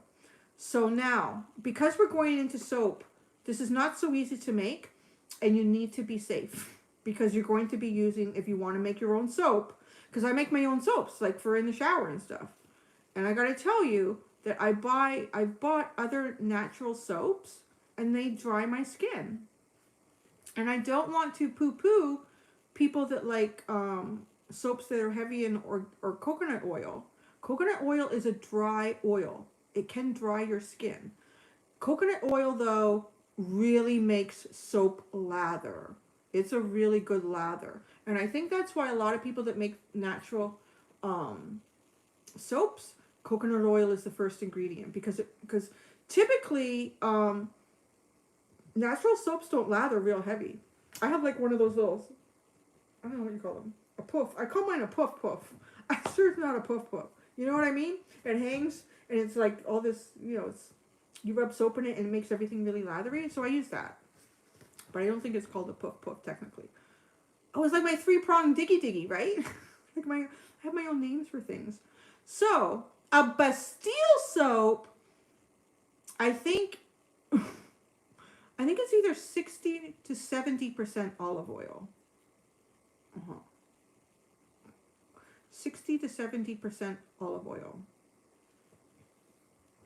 So you get a lot of olive oil, but you can put some other things in it to make it a little more rich and also allow it to harden. Is that what it's a loofah? Maybe. I think a puff puff. It's puffy. It's a puff. So this is a Bastille soap. This is my basic recipe for Bastille soap. You can add whatever essential oils you want to it. You're going to add a shitload of essential oils. I will tell you that. Do not buy organic shit oil. Do not buy organic essential oils to put into your soap. It is a waste of money. Because with the lye, the lye breaks stuff down, right? So you're going to, to work with soap, you need, to work with lye, you need a well-ventilated area. I worked right by a kitchen window, or I used to make my stuff in a basement kitchen, and I had a big window there. And I was like right at the window. I had the window open, and then I had a fan blowing out the window. And I wore a mask, and I wore goggles, because the stuff will burn you. It's like acid as soon as it touches water, right? It's like acid. Lye is like acid. It will burn you, baby, if it touches your skin. And the fumes will burn your lungs. So, having said all that, you need to be aware of that if you want to make your own soap, right? I would wear I would go to the dollar store. They had these gloves, like, for cleaning the house. I think they were called, like, Domestic Goddess. But they were, like, rubber gloves, and they went up to, like, here. They were really long. I would wear those. Yeah, a respirator is good. I had a respirator. I can't remember. I've got a special kind of mask that I wore. But the ventilation is so important. So, having said that, you are going to, and you also need, for making soap, you're going to use the double boiler technique again. And you need, I think it's called like a candy thermometer. Is that what it's called? You know those large thermometers for like, you want to know you want to get chocolate or caramel or something that you're going to create a candy. It needs to be to a certain temperature. You need one of those because soap is chemistry. It is chemistry. It is all about, if the amounts and the temperatures are not wrong, you're going to have volcanoes. You're going to have volcanoes or, something that just isn't soap. Soap scares me after the instance. Yeah, I know. Yeah. Okay, so, it's scary, but you know what? People used to do it all the time. That's how our ancestors made soap. They had lye, and they mixed some kind of fat into it. Am I 5'8.5"? No, I am not anywhere near that height. When I was younger, I would say I was probably tall for my height as a woman, but now chicks are big, man. At my biggest height was 5'6.5", but since having a child and breastfeeding for like 3 years, I am now like 5'5". I think I'm pretty even at 5'5". I lost like 1.5 inches there. I don't know where I went. So yeah, I'm about 5'5", maybe 5'5.5" on a good day. If I stretch myself out, I'm not slouching. I'm not 5'8", no. It's not, it's soap. It's soap. So this is good for anyone that's made soap before. And you know what? Yeah. You have to respect it. You have to respect it and you'll be okay. I'm gonna say. Okay, so let's get into it. I seem tall? Really? That's funny. It's like newscasters, right? You always see newscasters on TV. Like, oh, that dude looks so tall. Looks like he'd be like 6'4", 6'3". And then you see them at some award ceremony and they're like the shortest person there. I'm about to give you my favorite soap recipe. It's this Bastille soap. If I can get there, right? Okay. Double boiler. Olive oil. I've got palm here. I guess I was using olive palm oil. Now these are in gram. Oh, that's the other thing. You're going to need something that can weigh it.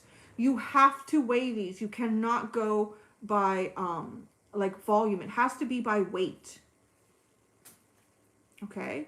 I got to stop reading the comments. I keep getting distracted. And we cannot be distracted making soap. No kids in the house. The dog is in another room. Nobody's bugging you. You're not drinking the beer. Okay?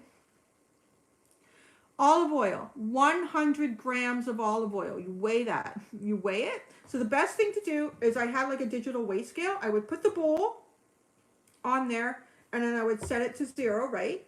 So it's not weighing the bowl. And then pour your olive oil in. So you've got 100 grams of olive oil. And then hit, is it tare? What is that again? Hit it so it goes to 0 again, right? So now it's not weighing what's already there. Avocado butter. Oh, this stuff is good for soap making. It's really good. Avocado butter is great. Really great for moisturizing your skin and helping this to lather. 433 grams of avocado butter. Put that into the whatever's going to be double boilers. You're sitting on the weigh scale right now. Tare 0, okay? Coconut oil. I only put 200 grams of coconut oil in. It's the smallest amount that I could do. 200 grams of coconut oil. And then tare. Now, this is the part that could become a little bit controversial because of the type of oil it is. Now, if you can get these, though, that are not destroying habitat, okay? It's palm oil. Because the production and the harvesting of palm oil is really bad for the orangutan population. Like, it's bad. So, if you are going to put palm oil in here, palm oil is a very popular one for homemade soaps because of its properties in helping to bind and helping to make lather. So palm oil is 150 grams. I do encourage you, if you want to skimp on all the other oils in terms of, you know, how expensive it is, or do that. But the palm oil, if you can, try to get something that is environmentally friendly. That's not destroying the world. It isn't part of the huge palm oil harvesting on the planet. Okay, so that's it.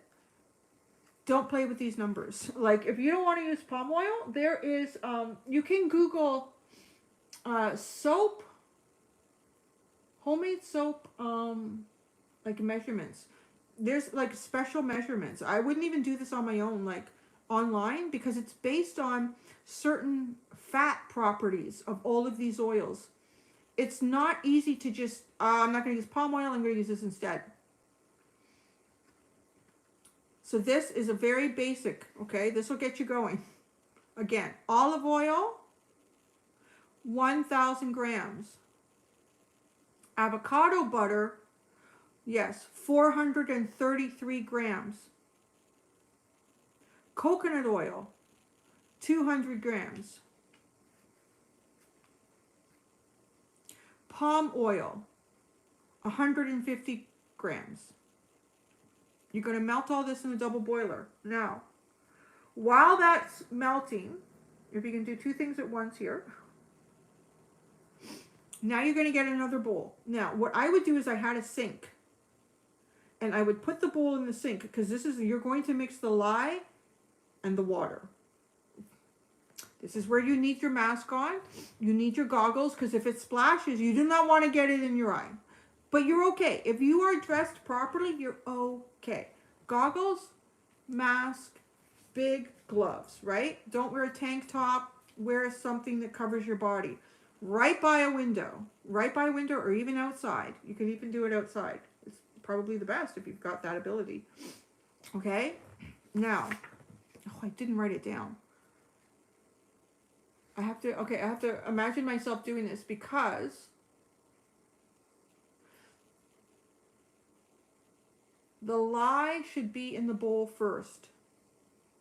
Okay? The lye should be in the bowl first. So remember that scale that I had? So now you've got the bowl that's going to have the lye. No, the water should be in the bowl first. Oh gosh, let me double check that.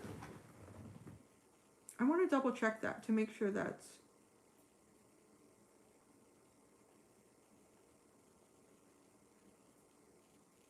Oh God, me and my thumbs. Oh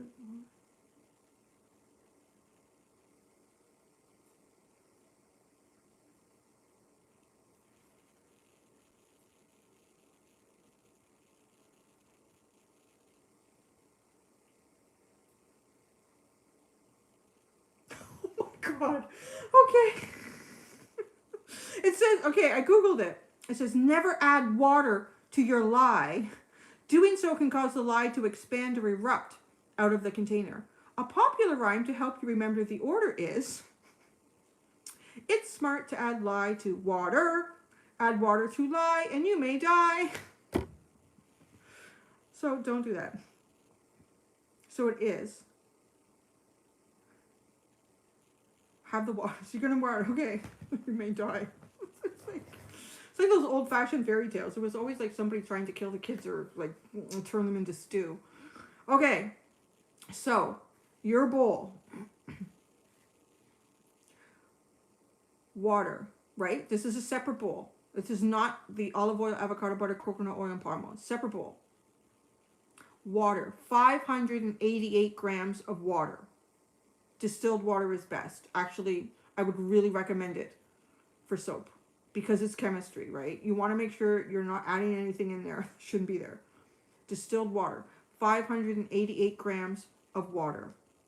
Now, 243 grams of lye. You want to actually now move your water bowl and measure the lye in a separate dry container, right?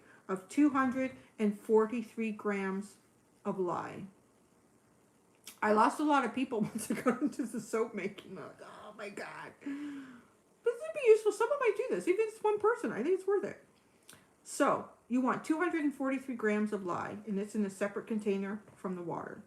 Now, those twos is weighed out. So you're going to take the water and you're going to put it in the sink. That's what I do. So if anything spills over, it's in a stainless steel sink. It's not going to do anything. You're not going to panic. Oh my God, it's spilling. Just calm. Keep it safe. Keep yourself safe. Just respect it, right? Like, you can work with this dangerous stuff. You just have to respect it.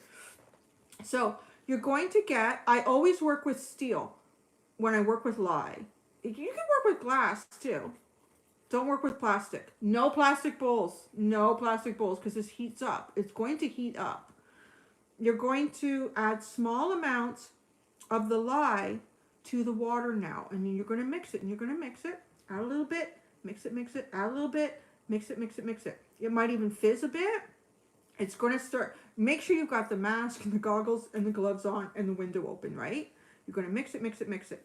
Now, why didn't I put the temperatures there? Oh. Oh, okay. Okay. It's going to heat up. This is why you need that thermometer, because you need to bring all that oil and coconut oil and avocado butter that you melted, and now the water and the lye that are mixed together, they need to come together at the right temperature. Okay? You have 5 degrees to work with here. You want these to cool. Okay? You want your oil mixture to cool to between 115 to 120 degrees Fahrenheit. All right? 115 to 120 degrees Fahrenheit. That's the same with the lye and the water. Now, once they're the right temperature, you want to get like a hand blender, right? You know what I'm talking about? Those little hand blenders. Okay? So you've got one of those ready to go. You are going to now take the oil of both those, the lye water mix and the oil mix are both sitting at between 115 and 120 degrees Fahrenheit. You're going to bring them together. If the temperature is lower than 115, the only, like, it's not dangerous, but what might happen is when you bring them together, you might get something that's called a false trace. So tracing is what happens when you start mixing the water lye with the fat. It almost starts to turn into the consistency of pudding. And that tells you that the chemical reaction is happening. It's starting to become something besides fat and water and lye. They're coming together, they're making a chemical reaction, and it's a trace, right? So if these have cooled too much, you get what's called a fake trace or a false trace, where the chemical reaction has not actually occurred. It just looks like it because they're cooling. So all those butters are starting to get hard. So it's not dangerous. It just might not be soap. If the temperature is higher than 120 degrees Fahrenheit, you might make a volcano. Okay? Is that, look at, see, there's people that know technical terms here. What we're talking about, yeah. You might get a volcano. So, just, it's not, like, the temperatures don't skyrocket really quick on you. And if one cools down, if, you know, warm up your oil a little bit. It's okay. It's not too hard. Okay. You're going to pour the oil into the water and lye. I mean, you don't want to be picking up a bowl of water and lye mix if you don't have to. You're going to pour the oil mixture into the water and lye. I pour, like, gently, but as much in as quickly as possible, because once it all gets in there, you want to start blending it with a hand blender. Blend it, blend it, blend it, blend it, blend it, blend, blend, blend, blend, blend, blend. And then you're going to start to say what I say was a trace. Trace is going to start to happen where it starts to look like pudding. Like it gets thicker like pudding. And if you lift the hand blender out, stop using it, like don't let it whip around, and a little bits drop off, they create almost like a soft bead that lands on it, and you're getting your trace. Once you've got that, these are ready to go into a mold. Once you have trace, you're ready to go into a mold. You have made soap. The chemical reaction has occurred. You can add essential oils if you want. You do that. I've got a few here that I'm going to give you amounts for. If you want to add essential oils, I add it as soon as I start to notice trace happening. As soon as I start to notice any sort of trace is starting to get like pudding, immediately put in my essential oils that are measured ahead of time. So you're not like trying to find them and measure them out. Okay, so I have one called Flower Power. It has a very nice like flowery scent. And for that one, for this recipe, you can add 65 grams of lavender essential oil, 45 grams of jasmine essential oil, and 10 grams of chamomile essential oil. Then I did another one that was a citrus zest.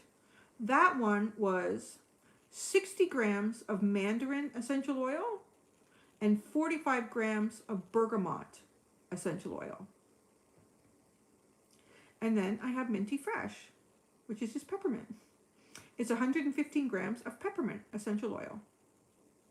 And just give that a pulse, a real quick pulse if you've got trace with whatever essential oil you decide to put in.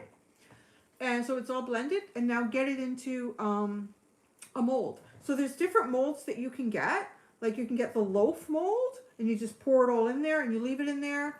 And then when it's set, then you just slice them, right? And you have the squares of soap. I don't like the square soaps. I find them really difficult to hold on to and move. I found, I got molds, they're round, and I'm going to show you. So this is actually This is my shampoo. Smells good. This is a shampoo bar that I used to make. And so this is the round mold, right? Like, I love it. It fits in your hand so nicely. Boop, boop, boop, right? And for your head. So, yeah. Whatever mold you want to do. Rectangle. Or a triangle. That could be all sorts of little nooks and crannies. So that's the Bastille soap, guys. All right. Now, I don't know how many people will want it. The next one, don't make this unless you've made soap a few times. The shampoo bar. Yes. This is a good shampoo. I used it this morning. Look at my hair. Now, I do add, oh, I didn't bring it down. I use, a mixture of, oh, bleach your hair? Yeah, I don't know then. Yeah, if you're doing anything unnatural to your hair, you probably need to use some products that are not natural themselves, just to, or like do some hot oil treatments and stuff, right? Yeah, so with the shampoo bar, I do, after when I'm done, I have a mix of, actually it's one that I bought. It's the place that I'm going to tell you guys about at the end. It's called, she has a product called Wild Mustang Conditioner, and it is, it's a vinegar, water, and then horsetail or some sort of, and essential oils that are in it. But the vinegar and water, you don't even need to use like conditioner on your hairs. Okay, so this is my organic beer shampoo. Yeah, actually, this is really good for your beard, too. It's really good. I have a lot of guys that use this for their beard. Well, I used to. I'll sell more. It's just for me. Okay. But I have a lot of them. Like, when I made a batch of this, I have a lot of this. That's what I'm saying. Like, you know, give yourself a weekend or a day to make something like this. And you'll have enough for a couple years. Like, it's worth it. So, don't make this unless you've made a Bastille soap a few times, because there's beer in it. And if you don't do it right, you will make a very dangerous volcano. You will make a very dangerous volcano. Before I give you all the ingredients, I'm going to tell you, you're going to need, oh, I need to do math here because I don't have the total amount of how much beer. I have it split up in two different,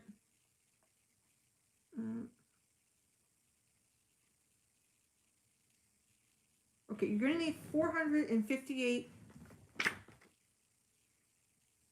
milliliters of beer. It's funny, beer is the only one that's measured in liquid form and everything else is by weight. It works though, I'm telling you, it works. It works. So I used an organic beer. I actually used an organic beer that's kind of local to here, like not too far from the Toronto area. So organic Mill Street beer is what I was using. But you can use any beer. How much Molson? Yeah. But see, that's the thing. There'd always be, I think I would always need like a bottle and a half of beer. So like you can't just leave the half a bottle, you know, to drink it. So the beer, you need to flatten it before you use it. Do not open a bottle and pour it in. You are going to blow up your house. You're probably going to die or be burned. Don't do that. You need to flatten the beer. So what I would do is the day before I knew I was going to make this, I would get a big glass bowl and I would measure out the beer and I would put it in the bowl. And I get a whisk. I whisk it up. Like every time I walk by, whisk it, whisk it, whisk it. You want to keep whisking it until there's no more bubbles, right? It's flat. No more bubbles, no more effervescence. It's flat, flat, flat. Usually within a day that'll happen. So do that the day before. Do not use beer just opened out of a can or a bottle. It's very dangerous. You don't want to do that. You want the beer. So do you guys not know? Beer is so amazing. Beer, honey, and egg are so amazing. Actually, an avocado. There's fresh pureed avocado in this recipe as well. Beer is amazing for your hair. So I made it into a shampoo. So here we go. Did I write this in what order? All right. Okay. I'm trying not to get distracted because this is really science with this one. All right. In your double boiler, you're going to put all the butters and oils, right? And here I'm going to tell you what they are. All the butters and oils, you're going to put them in. Coconut oil, 340 grams. Remember, you're going to have this big bowl on a weigh scale, a digital scale. I should have specified that. Make sure it's digital. And you're going to hit tare or 0 when you put the bowl on. And you're going to coconut oil till you have 340 grams. If you have 341 grams, it's okay. Don't worry. If you have 342, 43, I would try to pull that out a bit. Because like I said, this is science. Chemistry. 340 grams of coconut oil. Avocado oil, 283 grams. Avocado oil, 283 grams. Avocado butter, 99 grams. Avocado butter, 99 grams. Castor oil, so good for your hair as well. And that was also, because if you got castor oil for the facial cleanser, you'll still have some for this. Castor oil, 175 grams. Olive oil, 119 grams. Palm oil, again, try to get one that's, friendly to the orangutans. Palm oil, 249 grams. Jojoba oil, 113 grams. Cocoa butter, smells so good, 56 grams. Okay, put that in the double boiler and get it start melting. This one takes a while too, right? Because to the cocoa butter I find takes a while. Now, you're going to have a fresh avocado. So this is the great part about this recipe. If you have leftovers, you could have like avocado and beer. So you get some nachos. Fresh avocado. 85 grams of fresh, I've got like pureed avocado, but like press it with a fork, mush it up. 85 grams of fresh avocado. A real avocado from the store. Open it up, get your little weigh scale, and measure out 85 grams of fresh avocado. And then what I do is now I kind of puree, just with a small whisk, 44 milliliters of that flattened beer into the 85 grams of fresh avocado. Okay? 44 milliliters of some of that flattened beer. Make sure the beer is flat. I've said it so many times. Make sure the beer is flat. 44 milliliters of flat beer pureed with the 85 grams of avocado. So it makes kind of like a paste is what you're going to have there. Okay?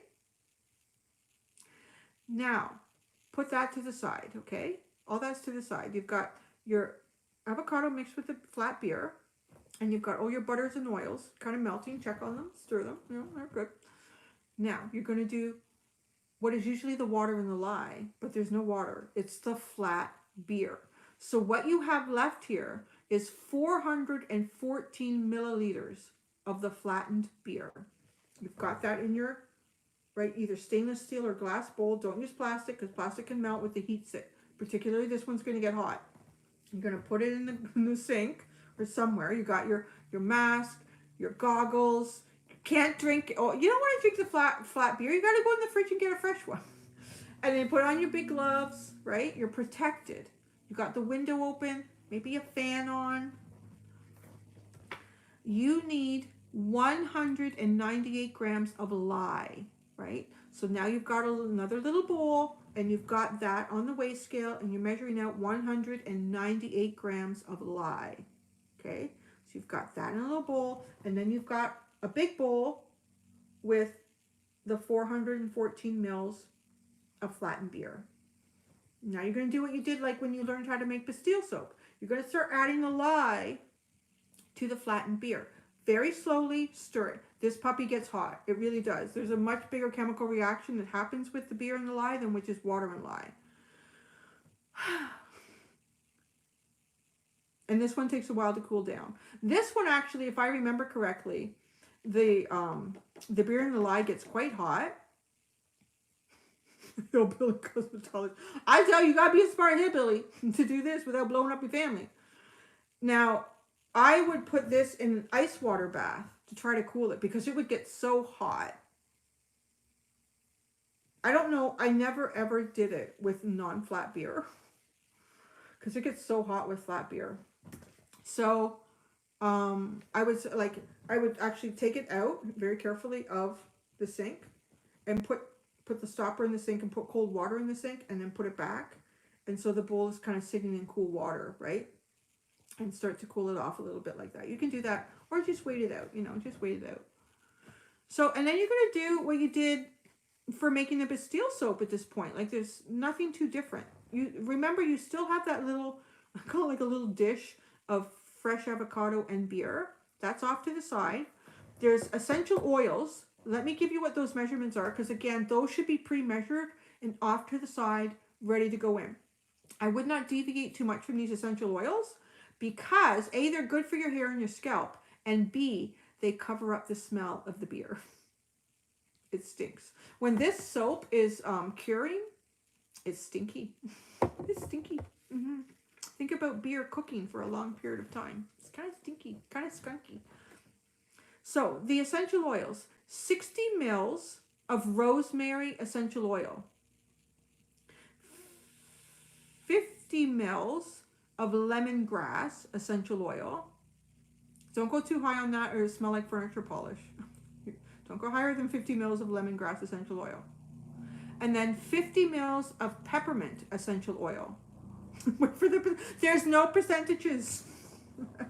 I was very accurate with soap or I would have blown up. Okay, so that's measured and it's off to the side. Now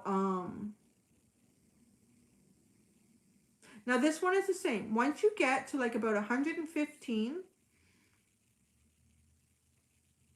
yeah, 115, no, you know what, I'm going to say 120. I'm remembering this one now. 120 to 125 Fahrenheit is at what temperature for this one you want to bring everything together. So you've got your bowl of beer and lye, right? They've come down to 120, 125 Fahrenheit. You're going to get the bowl of oils and butters and you're going to pour it in. You're going to pour, like gently, like don't make a big splash, but as efficiently as you can. I usually get like a spatula and scrape everything out of the bowl and get it in there. And then your hand blender.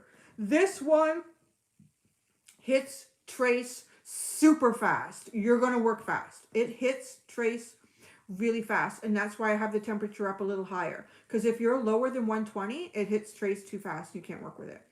125 is ideal for this one. It doesn't volcano on you. So you're going to pour them in and you're going to start blending it. As soon as you've started blending the oils and butters with the beer and the lye, remember the avocado and beer? Now scoop that in, then blend it up. Grab your essential oils. I pour the essential oils before you're going to see trace at this point anyways. Pour your essential oils in, blend it, blend it, blend it, blend it, blend it. And then get ready to work like a son of a gun. It traces really fast. This one gets hard, like actually really fast. It still smells like, I made this one. This is from a batch I made probably a year and a half ago. And it still smells actually really good. So, and again, you can pour it into a loaf and let it set and then, pop it out and slice it when it's set. Or you can, I don't remember who has the round silicone. There's probably lots of different places. I love the round ones because this is so easy to hold onto your hand, especially if like for a shampoo or your beard or your chest. You can actually use this all over your body. Actually, guys like that. Guys like to use one thing. I saw a funny joke, right? Like guys bought something, you can use it for their head, their face, their body, their feet, their car. It's great. You can use it for everything. Guys like it simple, so you can use that for everything. Yeah, and then you see what I did. So once it's hard, I got a drill and I drilled a hole in, and then I strung this. I got a cotton rope, because I was finding like washing my hair. It's 52 if your hair is like longer. I guess for a guy, like you go around once and that's it. But then I like to hang it. I like to hang this. So I did. That's what I did. It's like soap on a rope again, but it's shampoo on a rope. I think that's it with the recipes.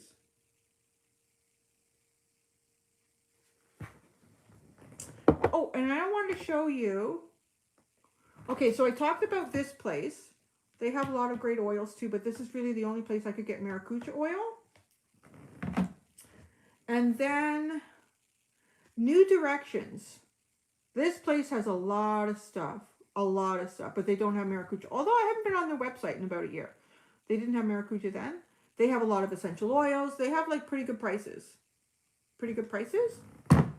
And yeah, so like I said too, I haven't made my face cream in a while because I haven't had a chance. So I'm using, so the place where I will get stuff if I'm not making for myself is called Secret Naturals. She's in Eastern Ontario, so she's about 4 hours from where I am. I just ordered it online.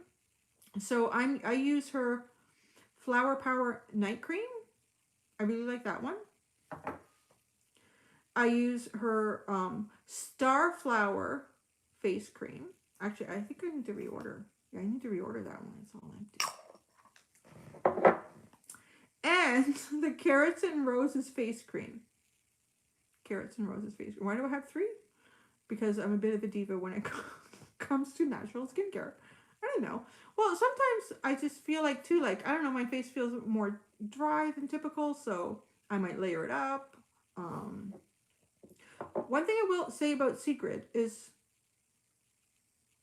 I think her and I have different views on certain plants. There are certain plants that I don't think are appropriate to put on your skin every day, all the time.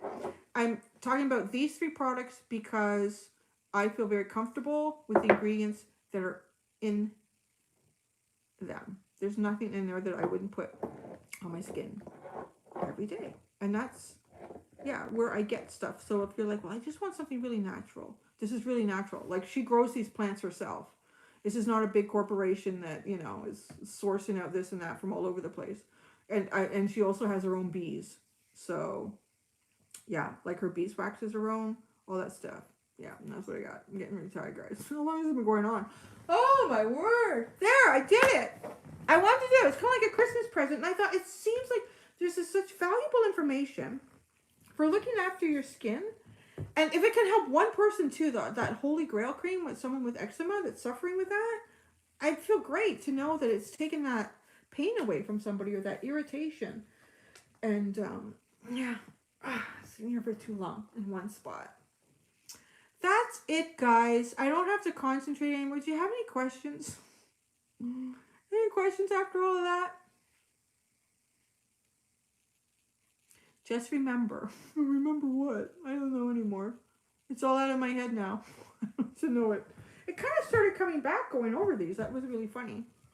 If you don't want to die. Yeah, the rhyme. What was that again? See, I already forgot about it. What was the rhyme? If you don't want to die. Oh. It's smarter to add lye to water. Add water to lye and you may die. I don't understand how that's a rhyme. I mean, I understand the second part. It's smarter to add lye to water. Add water to lye and you may die. And then they say it's definitely extreme rhyme, but it can be helpful in the beginning. Wow. All right, there you go. God, it's past my lunchtime. I have to go eat. Aw, thank you, Pennsylvania. What are y'all gonna do now?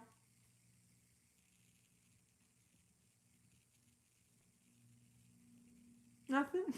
Nobody there? Nobody's gone. Still 86 people in here. Crystal wants to play. Thank you so much. Yeah, one. You can't order it. I don't make it anymore.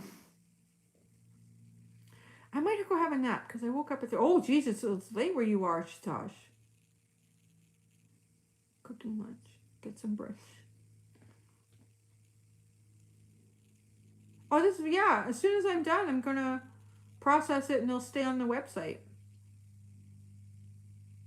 Where are you? Who's gonna make me a home what? Can I do that? Oh, yeah. Pop here, I'll make you a huge craft dinner. I love that stuff. I shouldn't eat it though, because dairy is not good for me. Bothers my skin. Actually, I have to tell you, you know what? This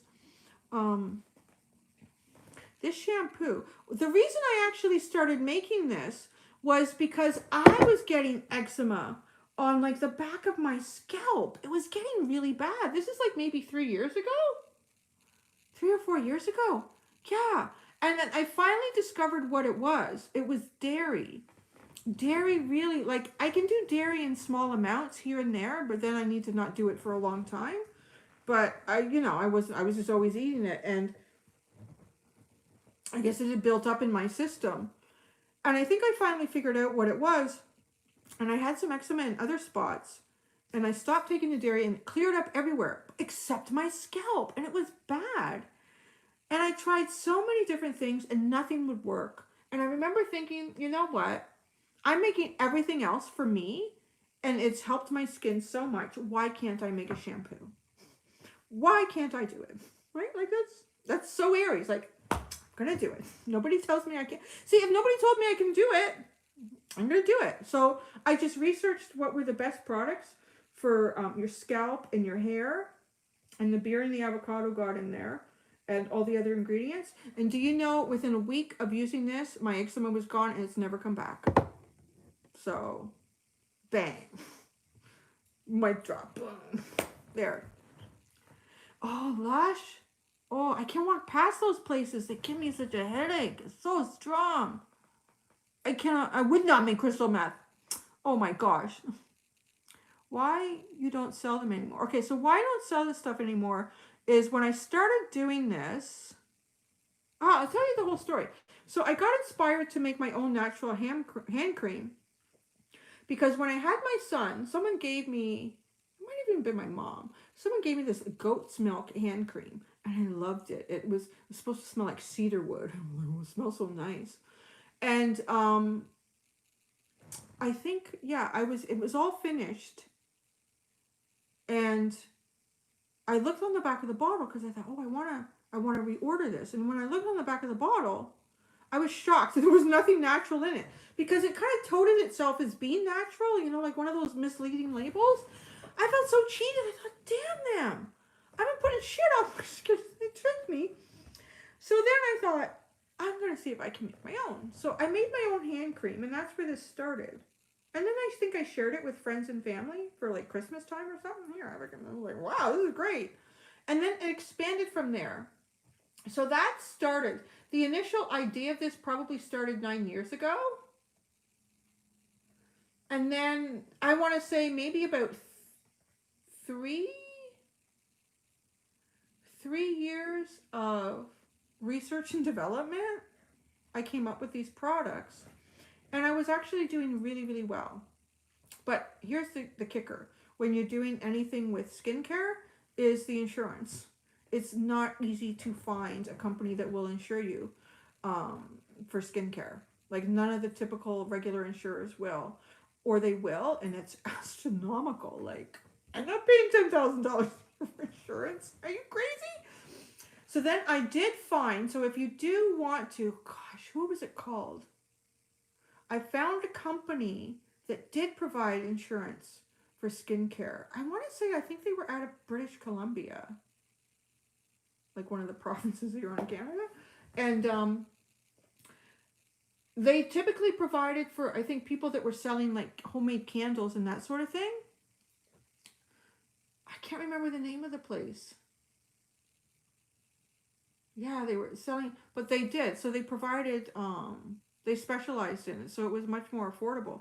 But so then it just got to the point where, like, when I started it, there was like hardly anybody making that mainstream. Like, you know, 9 years ago when I was inspired by it. And then like 6 years ago, I want to say I had 2 to 3 years where it went really, really well. But there's so much competition out there now. It's just, astronomical. And to be honest, it's a lot of work. There's a lot of work. Like, it's a lot of physical work. It's a lot of planning. It's a lot of overhead, like all of the ingredients and all of the packaging. It's a lot. It was a lot. And actually, this is funny because I was sort of at a crossroads. I thought, what do I want to do? Like, I just kept hitting roadblocks with the skincare. And I got it onto Amazon and it would do really good. And then there were certain things I was having a lot of trouble getting them to, like, they would take 3 or 4 other products and then they wouldn't take another one. So anyways, it was just getting like, either I was going to have to start investing tens of thousands, maybe hundreds of thousands of dollars to really take this on a big level. And it wasn't going to be worth it unless I did that. And I didn't want to do that. And I'm also a visual artist. So, and I love animals. And I thought, you know what? Maybe I will do like portrait work. I was trying to think of something new, right? Like, I left my old career behind to become a mom. And I was kind of getting to the point where my son was becoming a little more independent and I had more time. So I thought, what will I do? And I'd actually been, I still don't remember why I ordered my first tarot deck, why I was inspired to do that. It's literally like blank in my head. I can't understand how or why I did that, because I'd never had a tarot reading myself. But anyway, so I had a tarot deck and I was playing with it a bit. And I'd gone through the point of frustration with it and put it away and come back and put it away and come back. And I think I had a tarot deck and a couple of oracle decks. And I remember I didn't know what to do. I thought, I feel like I need to focus on one thing here. I'm still doing the skincare stuff. I'm doing doing portraits of pets. And I'm getting into this tarot. I thought, I'm pulling myself in too many directions. I need to have some sort of focus here if I want something to be successful. But I didn't know which way to go. I honestly didn't. So then I did. I got tarot, and I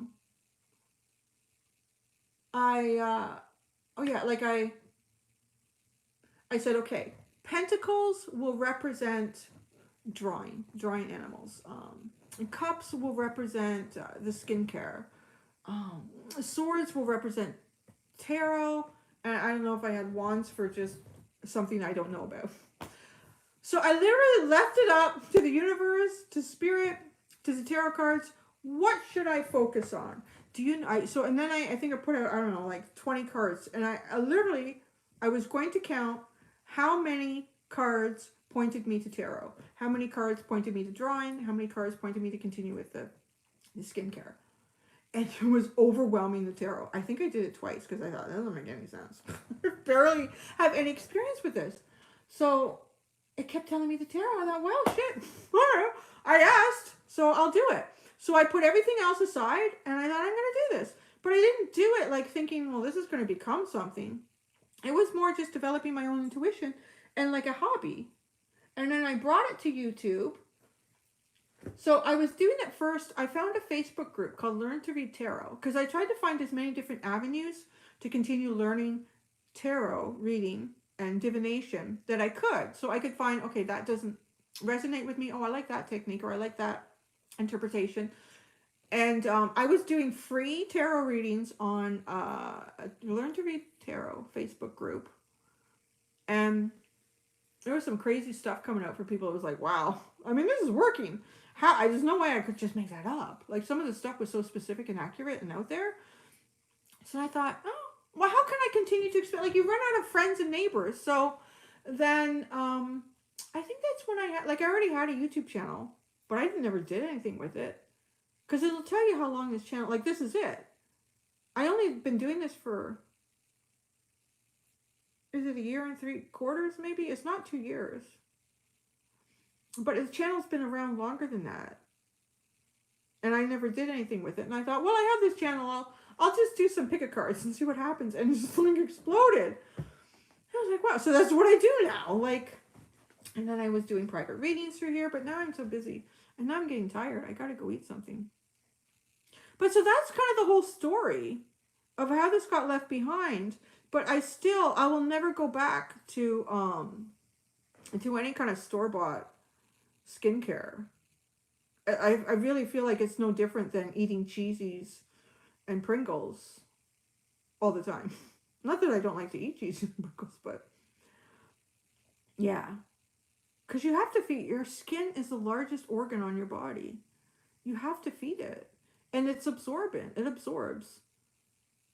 I think about that too because I used to work for a pest control company. I used to have to do math.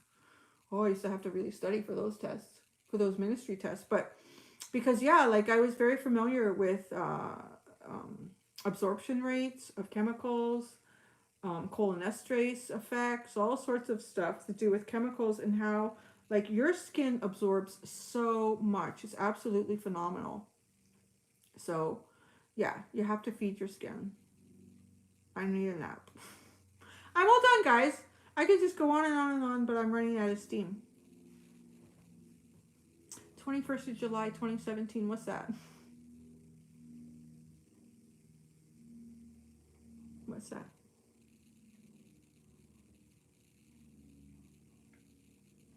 Yeah, the dark circle stuff, I don't know. Cucumbers and sleep. I'm telling you, it really, it's true. Oh, hi, Scotland. You'll know all about lanolin. Somebody gave me a date, and I don't know what that was for. So, what is July 21st, 2017? Oh, that's when I made the channel. Really? That's interesting. Oh, well, there you go. See? But there was nothing on it until like a year and a half ago.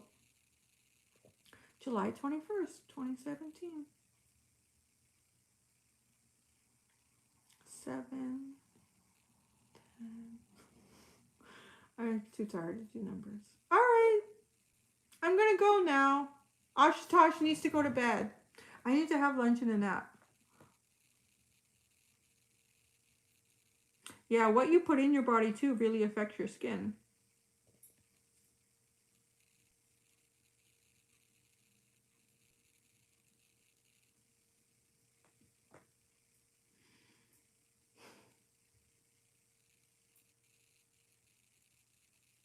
That's it. No more questions? Because I'm going to go.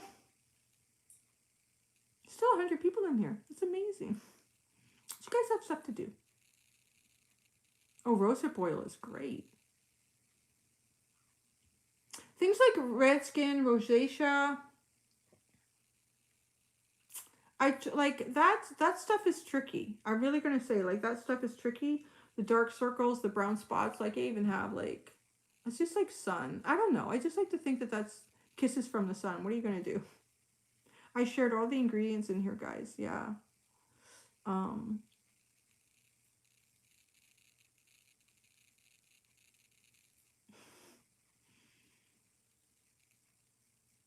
Okay, I'm gonna go. Yeah, I could do that too. I could do so many things. Life is so short. There's only so many hours in a day and I need to sleep for some of them. Grab my food and let's hang. No. I'm gonna have a nap. What are you all gonna watch me sleep? That's kind of creepy. That's kind of like Lily, how she started sleeping more in her bed once the camera wasn't on her anymore. So yeah, I've heard turmeric is really good. Yeah. Oh, see, people are dropping out. It's time to go. Aluminum. Oh my god. See what I mean?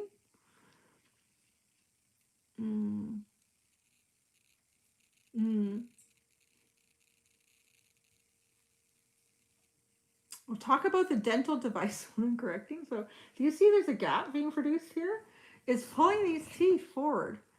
It's actually, it's not a palate expander. Like, you know, like a lot of kids have the expander. Apparently my mouth is wide enough. It's length. I don't know, either that or my dentist wants me to have a snout. I'm not sure.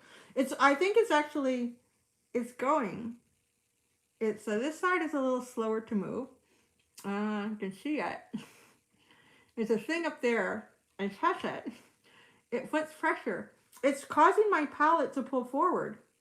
And the teeth are, I mean, they're a little bit more crooked than they were because of the shift, but they are being held by a wire back here so that they really, so they don't go like this. Well, this pressure causes my teeth to go like that. It's pulling my palate forward. Maybe that's why I'm more tired sometimes, because I'm actually, my body is knitting bone as this is happening. Because years ago when my teeth were straightened, the orthodontist who did it at the time incorrectly, I'm not had the same guy. The guy that I have right now is a bite specialist, and he identified this. And at first I didn't believe him until I started getting the symptoms that he said would probably happen. And I thought, oh shit, you know what? I think he's right. So my lower jaw was being pushed back too far, because when the orthodontist straightened my teeth the first time, he just kind of like pushed everything back to make it nice and straight, but it caused my jaw to get pushed back. And funny thing, you know, you think about that, I remember I haven't been able to whistle properly since that orthodontist, that first one, straightened my teeth. It's like you could tell acoustically that he affected my jaw in the wrong way. So so the symptoms is like chewing, like a clunking in here. And but it wasn't really much. I didn't really take note of it, or it was so gradual that I didn't really notice that it had become kind of like I could hear noises in my jaw when I was chewing. And then he would do x-rays periodically. And the first time I went to see him, like maybe 3 or 4 years ago, he looked at my the jaw here, these hinges that go up into here from the lower jaw, and they were wearing down unevenly, and he said too quickly. And like, you can't replace that. One of the jaws that you can't do a replacement, right? At least they can't right now. I don't know what they would do. But so I thought, oh, I don't know. It seems pretty like a big invasive thing. I don't know if I want to do all that. And he said, well, you know, over time you may start to get like headaches, or your jaw will feel very tight, or you may get pain. There were some other things too. But what I was starting to experience in the last year was I was getting jaw pain. I was getting more clunking. But like even doing my videos, if I've been talking for a very long time, my jaw was exhausted. It was so tired. And then it could be sore for days. And I was starting to get headaches. The headaches kind of like went from here up my neck. And so then I went to him and I talked about it. And he said, yeah, it'll only keep, because it's your lower jaw is not where it's supposed to be. So what we're doing is we are bringing this palate forward a little bit. It's actually moved quite a bit. You can see that gap. See that? That was not there before. The teeth were tight. So that's how much my palate has been brought forward already. And then this will come out, I'm guessing maybe February, because this side is a little slower to move than this side. That comes out. I thought I went right to braces at that point, but I think there's something else that goes in there. I got kind of a heads up on that, and I didn't want to know the details. Sometimes it's better not to know until you're like going into it. So, and then whatever that other thing is that they're going to do, then I will get the full braces. It can't be Invisalign. It has to be braces. And then these lower teeth, they're already, my jaw's already kind of going back. It's coming forward a little bit on its own already. And I even told him, I had an adjustment about a week and a half ago, and he was asking me about any changes in symptoms. And I said, you know what? My jaw doesn't get tired anymore. I don't have the same amount of pain. Like, it's already alleviating. So it's already working. And the whole process is about 2 years, 2.5 years. So the longest point in the process is actually the braces. Because this part is only about 4 months. So I think it'll be easier to talk, because what makes it difficult to talk is this thing. It goes across the roof of my mouth. Yeah. It's applying the pressure. Anyway. So, I'm going to have a beautiful smile. I'm going to have a bite like a pit bull. And I won't get like an arthritic jaw as I get older. Who knows where that could lead, right? Like, oh, I love to eat, so it was like, that was a no. That was a no-brainer. Once I started getting the symptoms, and I thought, no, he's not just trying to sell me on something, I can tell. And I could tell, like, he compared x-rays, too, from like 2 years ago to this year, and I could see the change. And it's different. It's wearing down the bone. So that's what I'm actually having done. It's not like just a cosmetic thing. Like my teeth were already pretty straight, but it's to save the wear and tear on the jaw. So thank you. Do you know I don't have a single cavity? I ain't got no cavities, man. Isn't that amazing? I have blue things back here right now. It's supposed to stop my teeth from hitting the metal. But I don't have any cavities. Measure my bite force and then after, yeah, right? I'm already finding, so this is a funny thing. I'm already finding I can put a bigger piece of sushi in my mouth than what I could before. So it's telling me like I'm getting more and more room in there. I was like, all right, I can shove food in there. I don't want to give away his name because then y'all gonna know where I live. So he's a dentist, but he's a specialist in many different areas. He's a bite specialist, an orthodontic specialist. He's really he's really educated himself in what he does. And it's just like in my down here, which is crazy. I think it was kind of destined to, I don't remember why I chose him as a dentist, but he's amazing. I don't know what a bite specialist's official name is, to be honest. His is doctor. That's what he is, yeah. Oh, man, you guys, I just gotta go now. You know what it is? I feel like I'm hosting a party, and it's just rude of me to leave. So y'all gotta go now. He absolutely was a gift. Because he also deals with people in their 70s and 80s who were not diagnosed earlier on. And they have. What the hell was that? Did you guys just see? It went right across my face. Did y'all see that? It was like a... No, but it was right... One of those, orbs. Went right across my face just then. It was a little tiny one. Boop, boop, boop. I don't remember what I was saying, though. Yeah, alright. I'm gonna go now, guys. I know you're all still here, and I feel rude leaving. You have to rewind that and go like... I gotta process this thing now. Alright. I'm too tired to make videos today, so I'm not gonna do that. Everything's ready for next week. It's all ready to go. Hi, San Diego. Oh, it's midnight. Oh, you need to go to sleep. Oh, yeah, Aries comes out tomorrow. Oh, yeah, Aries had a good one. Bye, my dears. So thank you for coming in. Be careful with the soap making. But remember, if there's anything, just get this and pour it on your face. You'll be fine. It's all good. You'll look great. Bye, y'all. I'm going to go now. I'm looking for the little X. I got to go press the little X. Bye, everyone. Thank you for tuning in. Be gentle with yourselves and your skin. Bye.